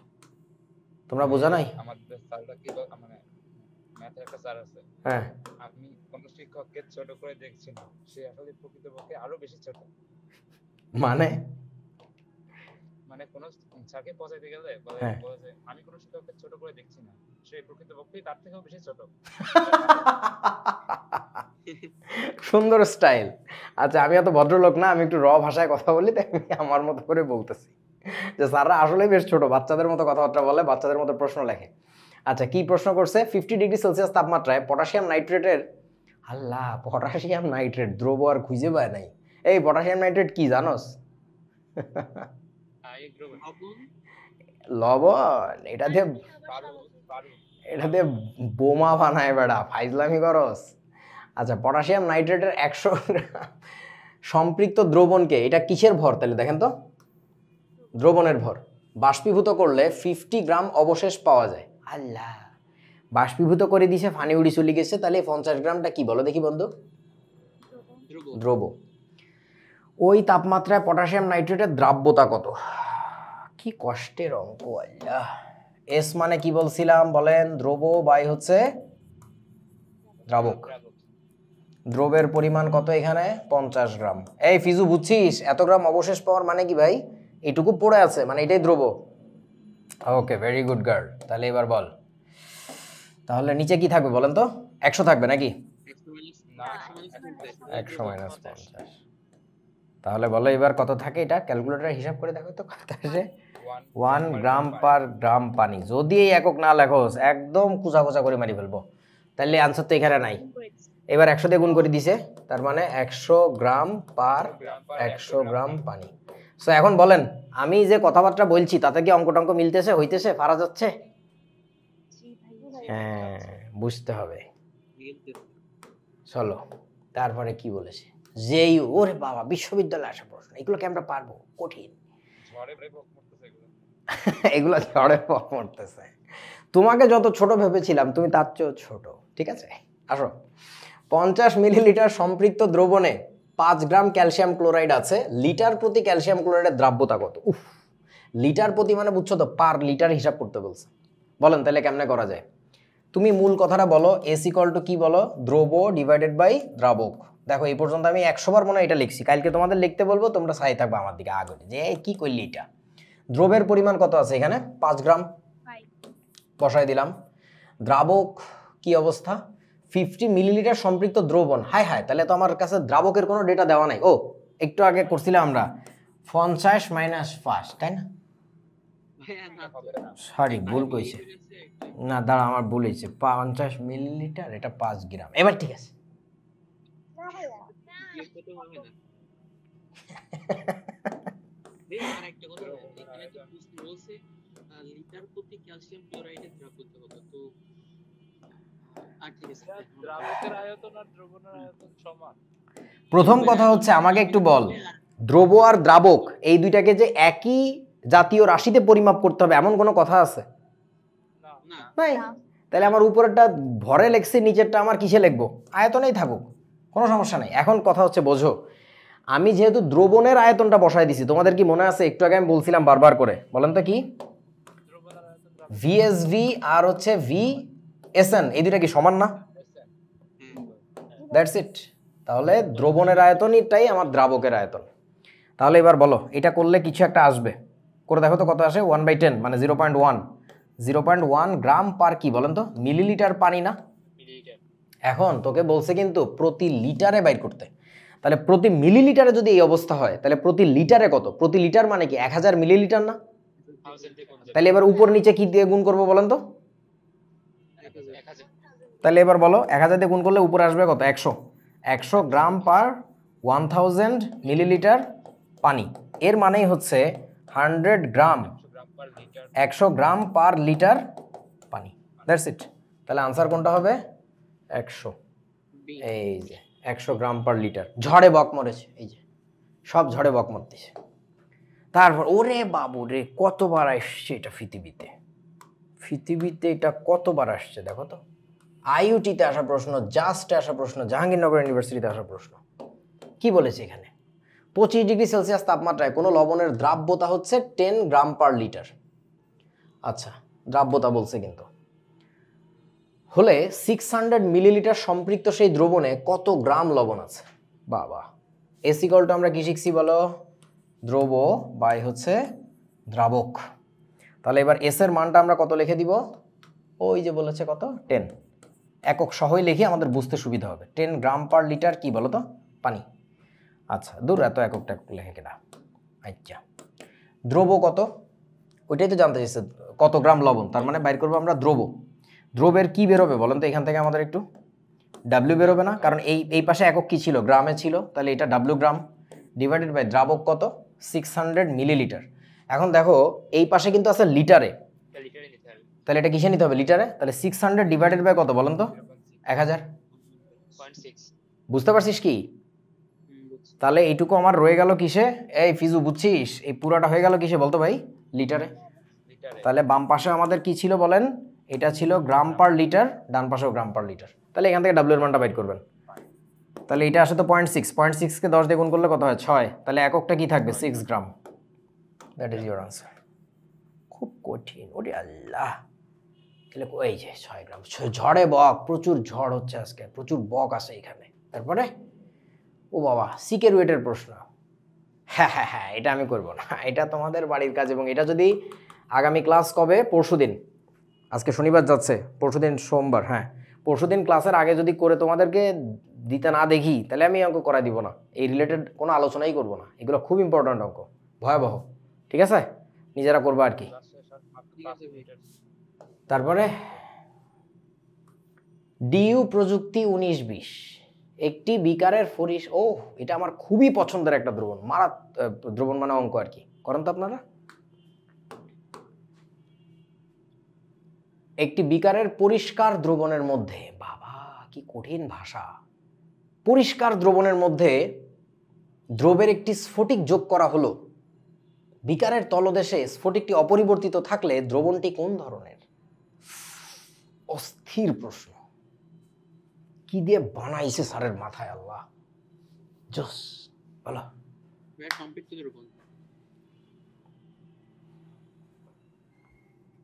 তোর মাথায় পাথরটা মারবো আমি, বুঝলি? মানে পাথরটা তোর মাথায় মারবো। বলো কোনটা? আমি যে বললাম যে সম্পৃক্ত, আমি সেটা পিছনে লজিক দি দেন ভাইয়া এই প্রশ্নটা একটু আছে যে একটা সিস্টেম আছে, সিস্টেমে দ্রব্য আছে, দ্রাবক আছে, ওই দ্রব্য দেওয়া আছে, তো দ্রব্য নিচে কিছু মানে অপরিণত রয়েছে, মানে দ্রব্য মানে অদক্ষেপ করেছে, এটুকু বুঝাইছে আমি যেটুকু বুঝলাম। তো অদক্ষেপ করার মানে কি? ওই দ্রাবকে যতটুকু দ্রবীভূত হওয়া দরকার ততটুকু হয়েছে, আর বাকিটুকু দ্রবীভূত হয়ে গেছে। কি বলছি, অদক্ষেপ হয়ে গেছে। আর অদক্ষেপ যেটুকু হয়ে গেছে এটা তো আমাদের অদক্ষেপ যেটা হয়ে গেছে এটা আমাদের সিস্টেমে বাইরে যায়। আমাদের মূল দ্রবণটা তো ওই যেটুকু এটা তো সম্পৃক্ত দ্রবণ। আল্লাহ, ইমন ছেলেটা ধরে নিলাম ইমন বুয়েটে চান্স পাইছে ইনশাল্লাহ। ও চান্স পাওয়ার পরে যেদিন আমার প্রথম নক করবে যে ভাই একটা টিউশনই দেন বা আমি ক্লাস নিব মননে, আমি ওই দিন ওকে ওই সময় ব্লক করে দিব, ফেসবুকে হোয়াটসঅ্যাপে যেখানে হোক ব্লক করে দিব। কারণ ওর কথা আমি বুঝি না কিছু, ওর স্টুডেন্টরা কি বুঝবে? ফলাটা পুরাপুরি বুঝছে আমি জানি অঙ্কটা প্রশ্নটা, কিন্তু সে বুঝাইতেই পারতেছে না। এই অন্য কেউ বল তাড়াতাড়ি, কারেক্ট আনসার হচ্ছে ওইটাই, সম্পৃক্ত দ্রবণ। বুঝান ভাইয়া ওই দ্রবণের যে অদক্ষেপটা বা ওই স্ফটিকটা ওটা তো নিচে তলানি হিসেবে জমে যায়, ওটাকে আমরা দ্রবণের অংশ হিসেবে ধরবো না, তো ওটাকে বাকিটা তো সম্পৃক্ত করতে হবে। তুই বুঝিস নাই। শোন, প্রথম কথা হচ্ছে এটা কিন্তু পরিষ্কার পানি ছিল না, এটা কিন্তু আগে থেকেই কি ছিল ওরা বলে দিছে না, একটা বিকারের পরিষ্কার দ্রবণ, তার মানে already that was a solution, এটা একটা দ্রবণ ছিল প্রথম থেকেই, বুঝছেন? এখন হইতে পারে যে এই দ্রবণটা অসম্পৃক্ত ছিল, তাহলে এর মধ্যে দ্রব্য দিলে কি আরো গুলতো না? বুঝো নাই? আচ্ছা, হইতে পারে দ্রবণটা অধক্ষিপ্ত দ্রবণ, তাহলে কি হতো? আগে থেকে আমরা দ্রবণের নিচে কিছুটা পড়ে থাকতে দেখতে পারতাম, তখন আর পরিষ্কার বলতো না। তার মানে এই দ্রবণের নিচে কিছু পড়ে নাই। তোরা বুঝিস নাই আমার কথা? তার মানে দ্রবণটা হয় সম্পৃক্ত অথবা হইতে পারে অসম্পৃক্ত, যে এখনো তার মধ্যে দিলে আরো নিতে পারবে। এই দুটো অপশন, আর কোনো অপশনই নাই। এখন এর মধ্যে একটা স্ফটিক ঢেলে দিছে। স্ফটিক মানে বুঝো তো, ধরো এই যে আমার হাতে একটা লবণ আছে, এটা লবণ না, বেসিক্যালি সিমেন্টের টুকরা, একটা ভেঙে এখান থেকে কিছু একটা ভেঙে নিয়ে টুপুস করে এর মধ্যে ছেড়ে দিছে। এখন ছেড়ে দেওয়ার পরে মানে ওই দ্রব্যটাকেই ছেড়ে দিছে, এর মধ্যে অলরেডি যে দ্রব্য ছিল, সেই বিকারের তলদেশে স্ফটিকটি অপরিবর্তিত, মানে যত গ্রাম দিছিলা তত গ্রাম টুকপুট করে এসে নিচে পড়ে আছে। তাইলে দ্রবণটা কেমন ধরনের? ওই দ্রবণটা যদি অসম্পৃক্ত হইতো তাহলে বলেন তো আমাকে একটু, এখান থেকে গুলতো না,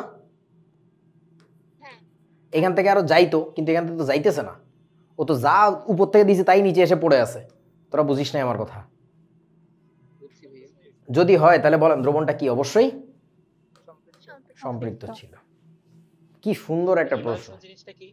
আচ্ছা, ইমালশন আমরা পরে পড়বো। এই ইমালশনের সময় হচ্ছে তোমাদের আসবে, কি বলো এটাকে, কলয়েড দ্রবণ নিয়ে কথাবার্তা বলবো। আমার খুব ইচ্ছা আমি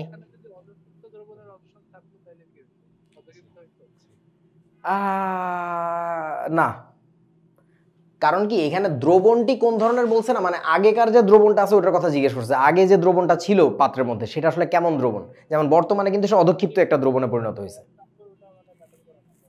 না না, বুঝতে পারছিস কি, মানে শুরুর যে জিনিসটা ছিল ওইটার কথা জিজ্ঞেস করছে আর কি। ওকে, সো এই আর কি। তারপরের প্রশ্ন, পরের প্রশ্ন শেষ। সো আগামী ক্লাস হবে তোমাদের, আজকে 19 তারিখ যাচ্ছে মনে হয় নাকি, তাই না? হ্যাঁ 19 তারিখ যাচ্ছে। সো কেমনে 18 তারিখ? অবশেষ আর তলানির মধ্যে কোনো পার্থক্য নাই, গাধা। শোনো, এখন ঘটনা হচ্ছে যে কি বলে, ওই তাহলে 21 তারিখে ক্লাস হবে। তোমাদের ক্লাস টাইম তো আগেই ঘোষণা করে দিছি। সোমবার বুধ আমাদের রেগুলার ক্লাস টাইম, শনিবার আমি মাঝে মধ্যে নিব, নট অলওয়েজ, আজকে নিলাম আর কি হুট করে। সো 21 তারিখে ক্লাস হবে কটায় বলেন তো? রাত 9:30। হ্যাঁ, তবে তোমাদের একটা বাড়ির কাজ দিছি, এটা কিন্তু কইরো মাস্ট। এটা না করলে কিন্তু আমি অনেক মজার মজার জিনিস আছে এগুলো দেখাবো না আর কি। এই বছর এই প্রশ্নে পরীক্ষা দিয়ে ঢাবিতে পড়তেছে কে জানোস? এই প্রযুক্তি ইউনিটে আমার খুব পছন্দের একটা ছাত্র, ও হচ্ছে মননের প্রথম অফলাইন যে ক্যাম্পাস আমাদের সায়েন্স ল্যাবে, ওইটার 19 ব্যাচের একটা স্টুডেন্ট, ওর নাম হচ্ছে গালিব।